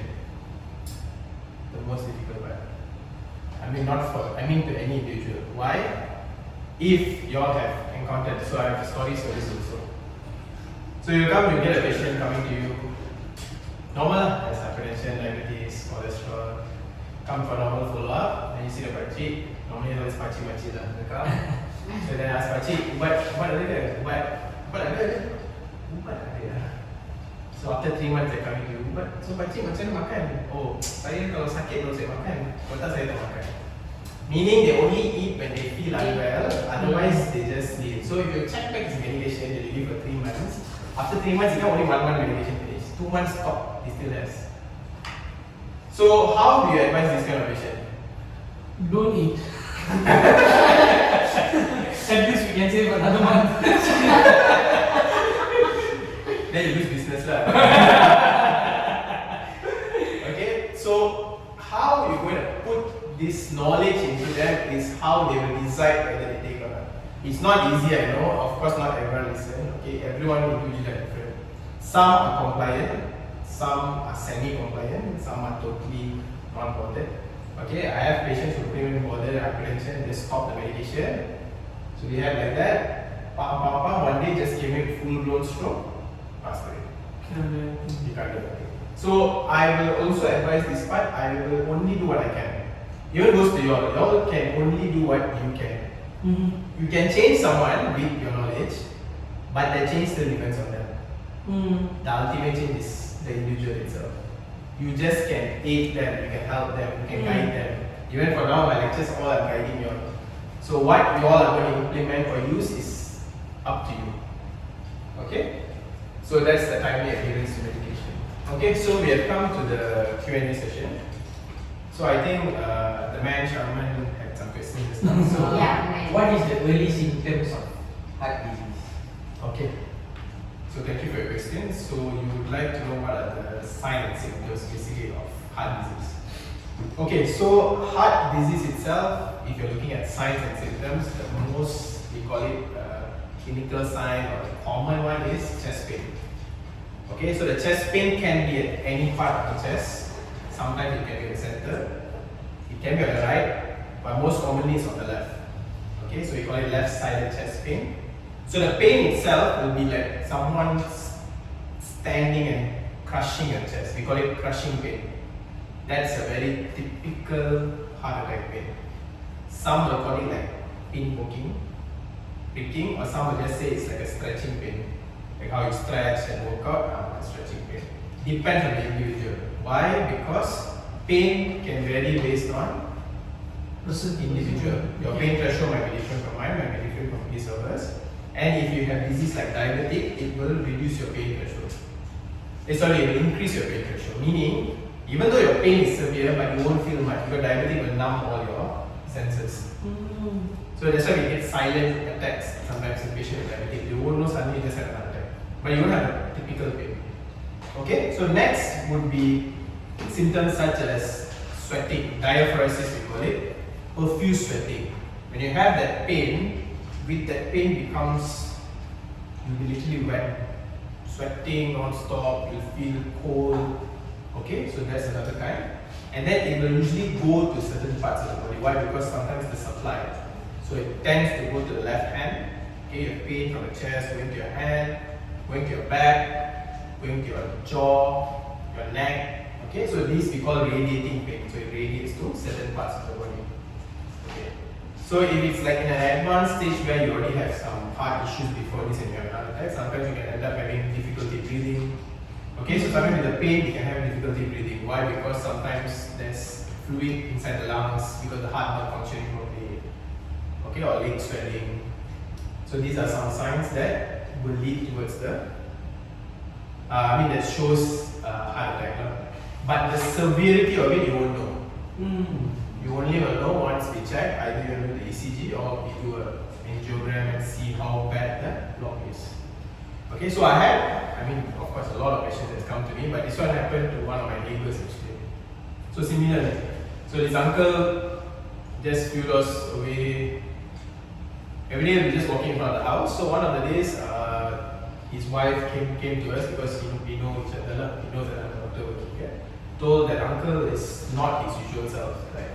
He was just sitting there and sweating. So I saw him. He didn't complain of any severe pain. Just like I told you, mild pain. He also has diabetes, stuff. But he was just sitting down there, breathing a bit fast, sweating. Then I hold his hand, but it's cold, all that. So of course at that time, one of the things I thought was heart attack. One of the different, I didn't think it's a typical heart attack. It was not that typical, holding the chest pain. So I bring up the ambulance, so brought him there, we did the checkup and all, and it was actually a heart attack. Okay, so like I said, because of the diabetes, he couldn't feel the pain as worse. But then he had the symptom where he had other symptoms, difficulty breathing, sweating, cold, because of the blood supply not going. So that's why don't focus just on the one symptom. So there's a few symptoms. So that's one of the things that you have to look into. Alright. So when do we exactly know when to go to hospital? Oh, okay. So basically heart attack is an emergency. So what I would suggest is if you already have an attack, ongoing attack, if you have any hospital nearby, straight away go to the hospital Mhm. because they can do the ECG and detect it. Mhm. But let's say there's no hospital nearby, you only have a clinic nearby, it's still okay. You still can go to the clinic, at least get an ECG done because they still have medications for acute attack. Like Okay. there's a medication to put below your tongue, Oh. for the pain, then they have aspirin, the blood thinning medications. Usually clinics have these basic medications. Mhm. So if it's too far the hospital, you can just go to the clinic, get The initial treatment done, and you can call up 999, get an ambulance to send you over to the hospital. I understand. Okay. So you can use that way. Yeah. So like you were saying, if there's a typical this one, I mean, this one is the left-sided. Yeah, that's the most typical. Okay, pain. and then the stretching and all that if we have any other issues. Okay, understood, doctor. And just now, during Sorry, but did I answer your question? okay. Okay, right. When the first one, you were telling the hypertension, they had some family correlation, Yeah. like genetic predisposition. What about heart attack, doctor? I mean, is there any genetic? For heart attack, is it? Yeah. Okay, I think I didn't highlight here about genetic itself. Okay. Or I mean, Okay. any family history? Yeah. Genetic wise, I didn't highlight, but yeah, it's the same. Okay. So Mm. maybe didn't capture it just now, but it's okay. Heart disease, almost the same. Any disease for the matter, Okay. there is genetic predisposition. Meaning, if let's say your parents, your siblings have that disease, Mhm. there is tendency of you being at risk. Okay, sometimes they say it's usually towards the mother side. Mm. Mother side genes are stronger Mhm. for their children to have that certain disease. Mm. Okay, so this is something that you can't change. So this is what I mentioned as a non-modifiable risk. Okay. Okay, so non-modifiable means you can't change the genetic Mhm. part. You only can control the risk, which is modifiable. Mhm. Okay, so that is the contribution from genetic part. So just depends on you lah how you control the rest. Okay. So if my family has it, then I have to be extra careful. Correct. So why we need to know this, because you can maybe do an earlier screening or more frequent screening to at least detect it early. Because certain diseases, if you don't detect it early, you leave it longer, then you have more organ damages. Is it only my parents, or I mean, it's best to know about my grandparents and my parents? Actually, for the genetic wise, we prefer it's the first line lah, Mhm. meaning your parents. Okay. It is downline because Mhm. definitely your parents got it from their parents. Okay. Okay, but it can be downline. Okay. It's good to know if your grandparents have it as well. Alright. But the immediate effect will be from your parents. Parents. Okay. Direct. Understood, doctor. Thank you. Thank you. Alright. Did I answer your question? Yeah. Yeah. Okay. I also Lamb. have one Lamb question. Lamb Shankari, anything? Last time my auntie is admitted, so Okay. she is heart failure. So my Okay. question is, heart failure and heart attack is same or different? Okay, so both are related to the heart, but there's two different, we call it pathologies, I mean two different implications to it. So what happens first is the heart attack first. Okay, heart attack is basically the blocked vessel causing the blood flow to reduce to the muscle and the muscle dies. Mhm. When the heart muscle dies, that part of the heart cannot function. That is how the heart attack that is how heart attack occurs. Okay, the attack is to the heart muscle. Okay. So if after the heart attack occurs, sometimes when the part of the muscle cannot recover. Heart muscle is not the same like how you fall and then the wound recovers. Mm. No. Heart muscle doesn't recover. So it remains infarcted or gone. We call it infarcted, meaning it's already damaged. There's no return. So that part won't function. So imagine your heart that usually pumps, usually the normal pumping is about 60 to 70% average. Mhm. That is the normal rate. Yours will drop half of it because of the muscle that's not functioning. yeah. So this is what we call heart failure. This is one of the cause of heart failure. So there are other causes as well. Sometimes certain people don't control like hypertension and all. You won't get an attack, but because your heart is being overworked. So same lah. Imagine you run, at one point you get tired, right? Same thing goes to your heart. Your heart is pumping. At one point it starts getting tired. That is heart failure. Okay. So have I answered your question? Yeah, thank you, Doctor. Alright, thank you. Okay, so we're all clear? Mhm. So let's summarize the lecture for the heart disease itself. So the most common cause, like I showed you all, the one you all did, the blocked vessel, okay, initially by the atherosclerotic plaque, which is the fat acquisition, eventually with the blood clots, leading to the reduced flow to the heart. Okay. So second thing, you have the risk factors. We have focused on three: your lifestyle, your disease, and also your psychosocial. So for lifestyle, I've already highlighted what is your mnemonic. Stop. Okay, so stop is the mnemonic for it. Okay, and then next is the preventive strategies. So for preventive, also I have summarized for you, which is the heart. Okay, I will ask this back again at the end of our session. Before you all go back, I want to make sure you have all known this well, right? Okay. Okay, so for this lecture, before I end it, I always like to end all my lectures with a quote. That's how Hypertension we ended. So this time, this is from Mahatma Gandhi. It is health that is very well, and not pieces of gold. Okay, so it's not the gold that you keep at home. It's not the cash that you have. It is your health that is the real wealth. Okay, take care of your health, because that's what, in the end, that will be with you. Okay. Understand. Thank you. Right. So thank you for your attention. So now we will have a 15 minutes break, and then we'll proceed with our final module lecture, which will be on diabetes. Okay. Right. Okay, so that's why insulin therapy is important to be used in diabetic. Okay, so next we will focus on the prevention strategies. So similar to what you all learned in the last lecture, which is the heart and the heart mnemonic. So this one, sorry, it was too complicated a bit. So okay, then too many things you have to remember. So, but basically it's almost the same. Okay, so you see the strategies are almost the same, just that I'll go down slowly. Right. So first, if you see. Here, adopt a healthy diet. Okay, same balanced diet, same concept as suku or however you want it, as long as it's balanced. But here for diabetic, so this one we're targeting if you have diabetes or you don't have diabetes. Okay. If you are a non-diabetic healthy individual, follow the balanced diet. Now if you are a diabetic individual, so you go for a low sugar, high fiber diet. Okay, low sugar, why? Meaning low sugar means not only the sugar content, your carbs have sugar. So basically you have to reduce your carb portion. Okay, your sugar, if you used to take like 1-2 spoons, cut it down half to one, or you find alternatives. So nowadays they have something like stevia. Okay, it's flavoring. It's like an alternative. It's not sugar by itself. But if you ask me personally, I don't know about chocolate. Okay, why? Because it's still chemicals. Okay, you can take sugar but at a lower amount. Okay, so why I believe this? Because once your body, the main issue with diabetes, like I explained earlier, is the insulin problem. You have insulin resistance. Okay, so if type 1, your insulin is gone, basically you can't produce insulin. Type 2 is resistance, meaning insulin is the one that brings sugar inside the cell. So now if you take a lot of sugar and you have already insulin resistance, meaning the excess sugar will be outside. Okay, in your blood. Okay. End up in your urine, which is why sometimes you have to go frequent urine, it will spoil your kidneys and all, which I told just now on the complication side. Okay, so this is why here you need to reduce the sugar amount. Okay, so the second one is blood glucose self-monitoring. This one is a big headache. Why? The only time you come and check sugar is during follow-up.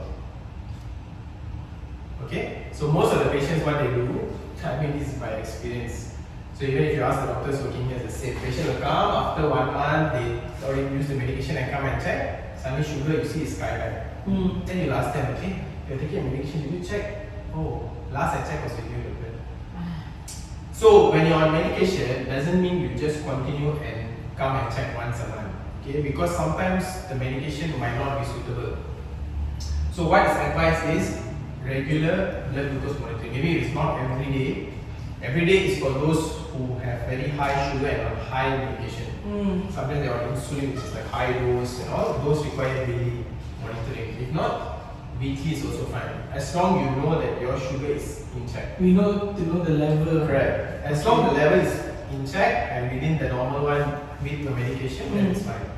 But if you see it's out of range, you can straight away go and see the doctor. So it's earlier you can detect, rather than last minute after 1 month that the sugar is uncontrolled and then it's already causing damage to your organs. Okay, so that's why this is important, but it's a preventive strategy. So third is the regular physical activities, similar to what I explained for the heart. Same activities, light activities, as long you are active. Okay, try to prevent sedentary lifestyles. Movement. Simple movements, brisk walking, jogging is fine. As long as you can put in 30 minutes a day for at least 4 times a week. This is just the average. You want to go more, you want to get more intense, it's fine. But gradually. Okay? So next would be, okay, this one is important. So this one, why we say important? Because for diabetic, it has to have a frequent checkup. So it's good to integrate with primary healthcare. So primary healthcare is basically your clinics, your this GPs, your general practitioner, your private clinics and all. You don't have to go to hospitals for this. Okay? So you can actually adjust your medications, you can adjust your diets with a normal general practitioner. But someone monitoring. Correct, as long as someone is monitoring. Okay? The only time that maybe you need to go to the hospital if your sugar levels is too high out of control, okay, where they can't control the medication, or you develop certain symptoms like I explained earlier, where you have your eye problems or you have some kidney problems, you know, those kind of symptoms, or some wound which is not healing and all that, then they might refer you to a hospital, or we call it like a tertiary center. Okay, otherwise it's good to regularly follow up. So even if you get a patient, like especially all of the staffs in front, right? Sometimes when they come to you, although the doctor already knows, you also can advise them, okay, Pachi, or sir, please do come back again, do according to the TCA given, your appointment given. If let's say you are able to check, please do check at home. Any readings that are out of range, please come back to us immediately. Do not wait.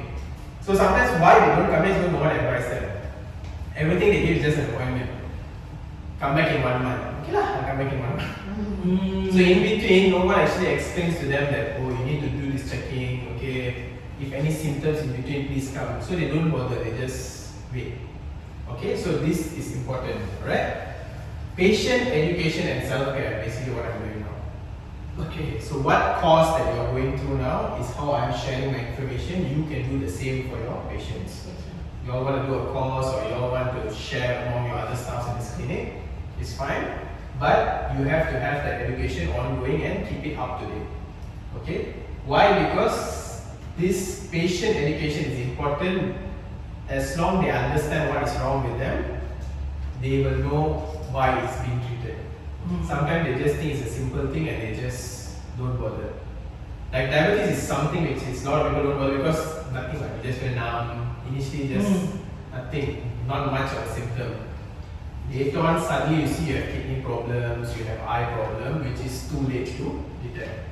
Okay? That is why you advise. You advise earlier. So you already tell them in advance, okay, if you have diabetes, this is what can happen to you. That's why I showed you earlier, the complications. This is how we teach patients. You show complications so they already know what's the worst outcome from that disease. Okay.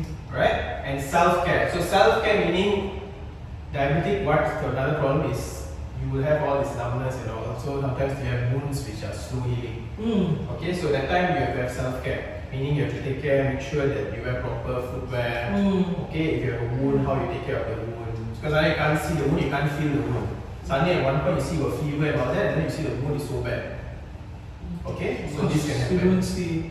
So self-care is important. So make sure you keep in check of your monitoring your sugar, make sure if any wound and all is cared properly, and also how you manage your footwear and everything. Okay? So the last one will be the early screening. This I already advised earlier. Screening, anyone 30 and above, yearly screening, but this is for the high risk groups, like I told. Those who already have hypertension, diabetes. So it's like a triad, because it's like a friends and family package. I understand. Hypertension, diabetic, and cholesterol. Let's come together. Sometimes you end up with one, but if you're unlucky, you end up with all three. Okay? So you screen early so you can prevent those. Because some people only come to you, suddenly you see their HbA1c is sky high, and you already have to start medication. So maybe if you came earlier, you could just manage it with diet control. Save the medication part. Because every medication comes with side effect. I understand. Every medication, no matter what you take, there's a side effect of medication. Okay? So best is of course the preventive strategies. Doctor, if you're saying that early screening, right? Some people start at early 30s, but they can start anytime, right? Yeah. So I told you there's no age limit, but the advisable if let's say you're not into screening, once you hit 30, you start doing annual screening. That will be the best time to start that. But if you want to do it during your 20s, no problem. if you have the time and all that lah. But after 30 is for me it's a must lah. Compulsory. Yeah, Okay. it's a must. But the compulsory is based on individual. So it doesn't matter where we do it, government, private. Usually governments depend. I don't think they do health screening as per se. They only do like general checkup based on what. Mostly it's private setting. You can go for the complete health screening. Okay, They- alright. they- But we can always consult after taking the blood. We can Yeah. So once you have the blood results, you can consult any doctor. That has been Just to save time sometimes, and then this correct. speed or something. True. Because the Okay. patient load sometimes very recent. So we can just go take the blood in a lab and then go to the Yeah. doctor in KK. It's still possible. You can do a normal checkup from the lab. Okay. And you can just bring the results to your KK doctors and what. Just ask to go through the results with you. Okay, clear? Yeah. Alright, so now we go to the Q&A session for this topic. This topic. So Doctor, yeah, so my parents, both of my parents are taking medications now. for diabetic, is it? Yeah, for Okay. diabetic. So, how will it affect their lifestyle if they stop taking medication? You mean if they stop now? So you meaning you stop, you expect it to be normal, or you think stop in the sense that stop completely the medication? Stop completely. Stop the medication, whether they can stop or not. Yeah. Okay. Oh, okay. So thank you for your question. So you're asking whether is it possible if someone on diabetic medication can stop it? Okay. It actually depends on the severity of the disease. Okay. So some, if it's at the early stage, that's why you have to monitor the HbA1c and your fasting sugar, both correlate. So at one point when you see, let's say the levels are coming down and the sugar control is okay, then maybe you can stop. But once you have insulin resistance which is high, you're already on insulin, and maybe on 2 different oral medications, then it's a bit difficult to stop. Maybe you can reduce the dosage and just try to control it while still doing diet and physical activity. Okay, it's not just medication alone. For some people, the only thing, they think, I can eat whatever I want, I can just chill, I just take medication and everything will be controlled. No. It's always as a whole. You have to still reduce the risk factor while you're taking the medication. Both have to go at the same time. So even when you advise your advising to your parents, you must tell them that you can control it, but you still have to maintain a good lifestyle. Lifestyle balance has to be there, and then you control the medication. That's why you need the the primary care appointments, because they will keep monitoring and they will adjust slowly. To completely stop, it still depends on the individual. So far as I know, there are, at the later age, there are who stop the medication, but we have to see as a long run. Okay, have I answered the question? Right. Okay. Anyone else? Because, I'm the radiographer most of the time here. Okay. So, I always see these patients who come in, right? So the doctor refers to do the X-ray. So like you said, just some mention, it makes sense. The wound in the legs. Okay. So most of the time when they come, because I try talking to the patients, so asking them why is the leg so bad and all. Sometimes it's got pus, sometimes it's they don't even know it's there, but it's quite big. Okay. The doctor orders for the X-ray because they want to see how deep it is and whether it's affecting the bone and how far is this one. So for this type of wounds, right? How bad can it get? Will it recover to normal tissue? Because I see sometimes it's quite deep. Okay. So will it heal, or how is the? Alright. Okay. Thank you for your question. So basically, you would like to know if a person has diabetic and a wound. Yeah. How will the wound healing be and whether they can recover completely. Correct. Yeah. So if you're diabetic, first thing of course it depends on the severity of your diabetes itself, how your sugar is controlled. Okay, so firstly if your sugar is poorly controlled, you have something called glove stocking numbness, we call it. Okay, glove stocking meaning hand, stocking is your leg. Okay. So these are the regions that you will have the numbness initially. So after the numbness happens, long term you still not control, you'll end up not feeling at all. Numbness initially is like the tingling feeling and eventually becomes completely numb. So imagine your foot completely numb. If you walk and you step on any object, you will never know you stepped on an object.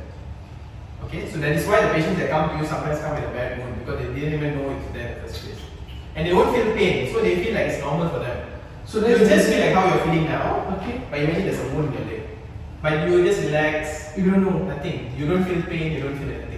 So you won't check also. Exactly. So that's why one of the advice I gave you was self-care. You have to keep monitoring. Okay. So next, let's say that wound, if it's not treated, of course it's going to be infected, prolonged, it's going to get deeper.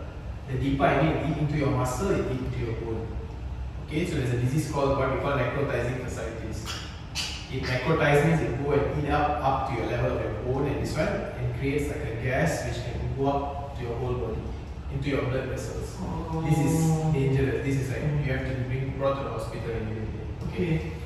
So that is the worst that can happen. Another one is when it infects your toes and all that. It starts sometimes at the toe level and all that. You have to amputate. Amputate. Okay. Because sometimes when it's not controlled, that it already dies. The muscle and the tissues die, so eventually you can't recover back. So you have to amputate a certain part to prevent further worsening of the wound. Okay. If let's say its sugar is controlled well, you can recover. I mean the daily dressing, the antibiotics and all. And then they have certain wound care clinics nowadays in the hospitals, you know. So they give the certain medications which can grow the tissue muscle back. They can recover without being amputated at all. Okay. But let's say these are poor compliant patients where they don't want to comply with the medication, the sugar is out of control, the wounds they don't take care, it can end up bad where they can raise amputation is just the toes, so it can go up to above or below knee level. Above or below knee? Yeah, so they can cut up to the knee level. Okay. So this is the worst that can happen. Okay, so the wound care basically like I told depends on the sugar control and how we manage the wound. It can be recovered. Sugar control well, wound dressed well, can recover. But if not done properly, it can end up being amputated.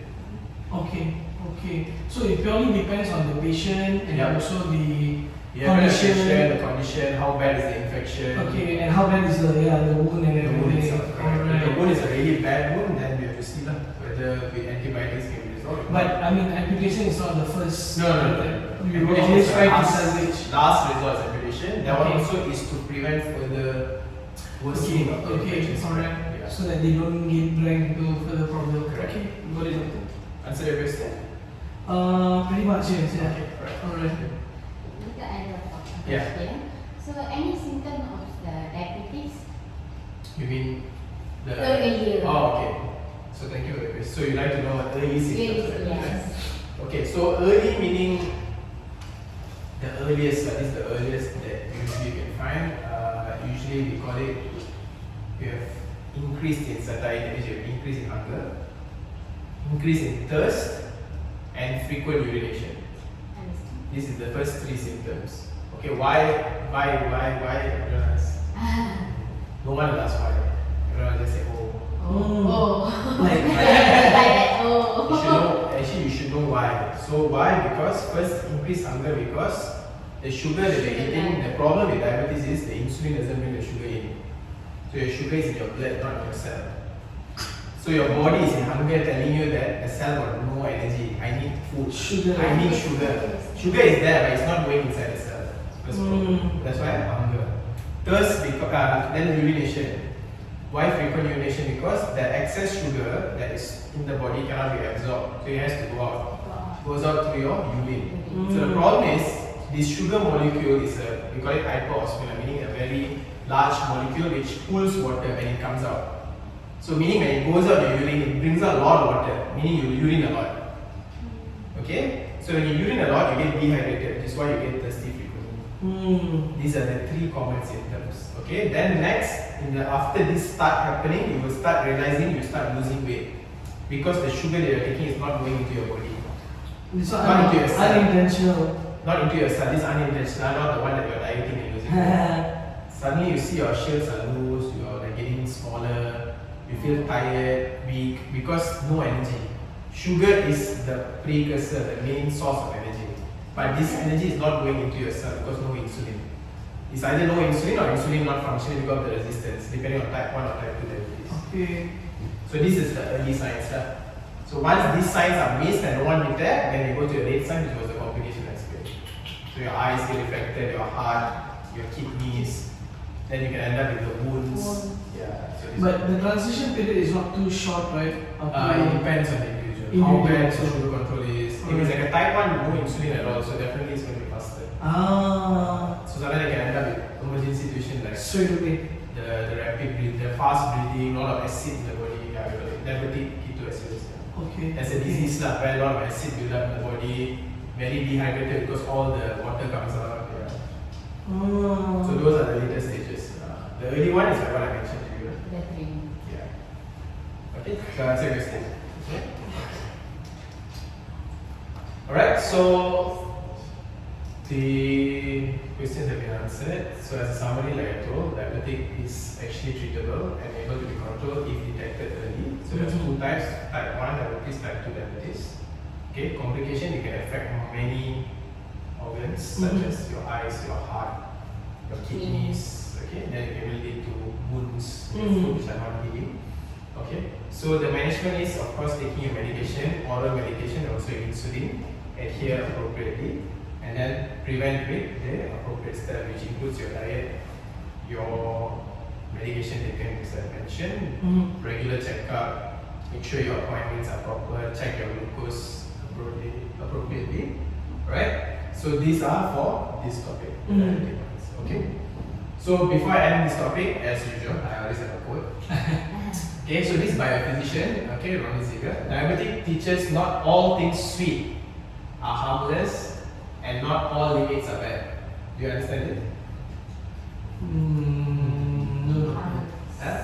Usually sweet means happy and so not all things sweet are harmless. Okay. Understand? Diabetes. So diabetes, you think it's a sweet thing, but that sweet thing will damage you permanently. Okay, so not all sweet things are harmless. Some sweet things are harmful.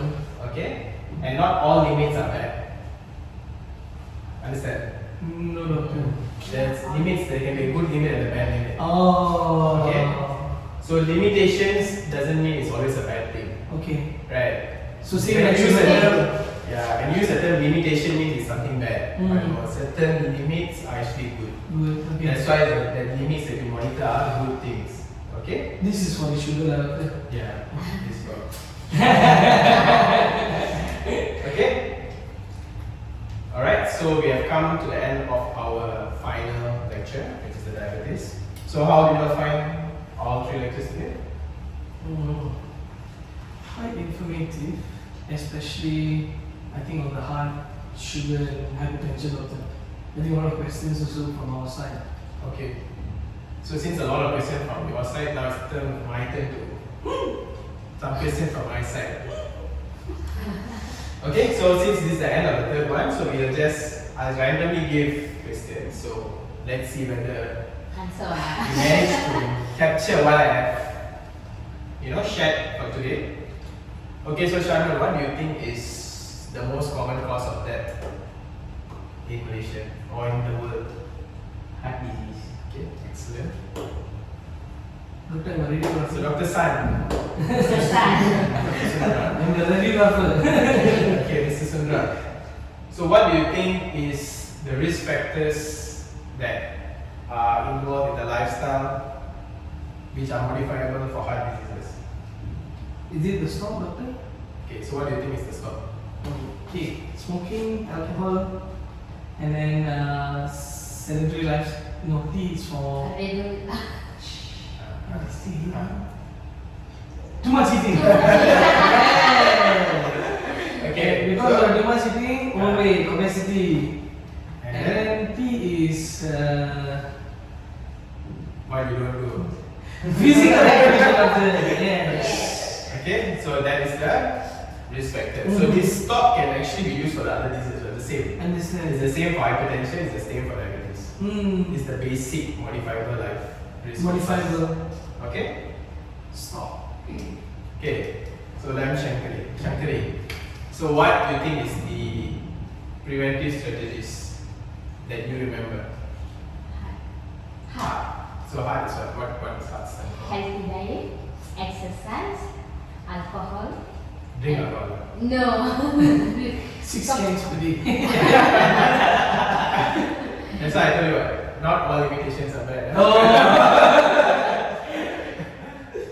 And then after regular control Okay. and kindly advise to Paid medicine and Okay. the Alright, so heart mainly can be used for the heart diseases, Yes. but also can be used for the others as Others. well. others. Okay, so for hypertension, similar, just that you have to control the salt diet and all. For diabetic, sugar Sugar. diet, here more to glucose monitoring. For hypertension, more to the blood pressure. So as a whole, if we take care of the diet, also we have to see what are the symptoms or what are the conditions that we have. So basically, if you're fit and healthy, then no worries because you don't, you don't show any symptoms. Once you start showing symptoms, like I explained for each disease, then you have to go and do a screening and see. So like I told you, you have two types of invasive and non-invasive ones. Okay? So right, so just to wrap up, okay, so we have come to the end. So just to wrap up what we have done today. So firstly, we have already covered hypertension. Okay, so we have seen how is it the prevalence of it. We have seen what are the stages of hypertension. We have already covered what are the risk factors, screenings, and also the preventive strategies for hypertension. Next, the second one we already covered for heart diseases. Same thing, we have seen the prevalence, we have seen the age distribution.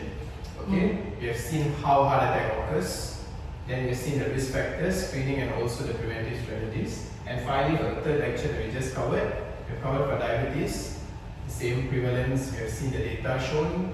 Next, we have already seen the types of diabetes, type 1, type 2. Okay, the risk factors, the Gestational screening, diabetes. correct? Gestation as well, yes, correct. Then we have also seen the management and also the preventive strategies. So it's a lot that we actually covered within these 4 hours of this course. But what I have covered today will definitely help you, especially all the clinic, working in the clinic, definitely will help you, especially in knowing why the doctors have done such prescription, or even in how you all are able to advise your patients. Alright? So next, before I close, I would advise, or I would appreciate if you guys would be able to use this knowledge, okay, not only for your work related, although it's the clinic that's centered, you have to bring back this knowledge, okay, to your family, your friends. Do part with them, because from here you know how a disease occurs. Everything is silent. Yes. Okay, all diseases are silent, so you can share with them what are the complications or why this disease occurs. He said his parents have diabetes, right? So you can share that, oh, okay, now I know why you're taking this medication, why you do so. Do advise them to do regular screening if they are not doing it, okay? And then if they are on medication, make sure they are on proper medication, okay? Next is, please identify the risk factors, especially the modifiable risk factors, the lifestyle factors. This modifiable risk factors, non-modifiable, it actually applies to anyone. Like what? It's a general risk factor. General thing. So we have it's to not specific to certain population or individual. age or anything. So it is applicable. Yeah. Alright. So those if you see smoking, you can ask them to advise them to stop. Okay, those who take regular alcohol, try to reduce it. Those who are, I know it's difficult. So those who are not regularly doing their follow-up, okay, so make sure their follow-ups are regular, medications taken properly, diet, big contributor. Okay, so from now maybe you won't see the diet alter a bit. Try to reduce your fast foods, try to make a proper balanced diet, okay? So that way you can part your knowledge with your friends and family, and of course this will create an impact. This will make the change. Okay, so like how I share with you, when you share to other people, that will be a chain and eventually create a change. Okay. Alright? So any final questions before I end for today? Yeah, doctor, just one last one I want to know. Okay, this diabetic, cholesterol, and heart problem, right? So let's say you are advising us above 30, go for the blood test and all this thing. Let's say I don't have symptoms, Okay. but when I take blood, it might be suddenly the doctor say that I have cholesterol or this one. Will it be a thing like I have to start medication straight away, or is it is it like a gone case already, or because just afraid. Maybe sometimes like myself, I'm a bit afraid to take the blood. Okay, understood. But I don't have any symptoms, so I'm just I just want to ask for my personal thing. Okay. How?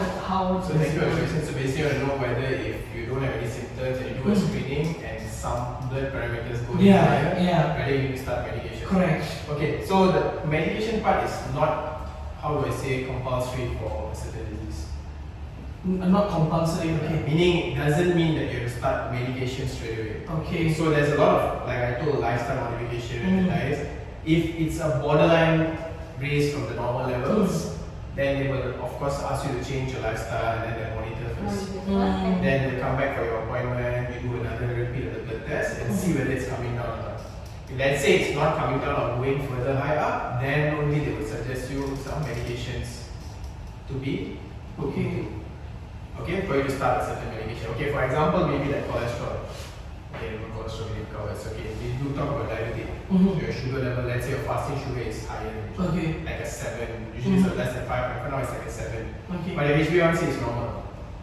Okay? So now, of course, I'll advise you to just change your diet. I won't start medication yet because it's just slightly high. Your HbA1c is normal. Okay, just because one number is high, it doesn't mean I have to We start don't medication. completely, I mean, the best practice is not completely going by the numbers. Okay. So let's say after I change your diet, I introduce you to physical activities, lifestyle has changed. Maybe I'll see you in a month or 2, we repeat. Then you see if your sugar improve, okay, fair enough. Okay. But if your sugar is persistently going up and all, then maybe you already have some damage in your insulin problem, and Understand. then you might need the medications. So that is the time you will actually advise to start the So medication. that's how the food. Because just now you said got some side effects and Yeah, this and all everything, right? medications. So all that But will it's be always taken- risk versus benefit.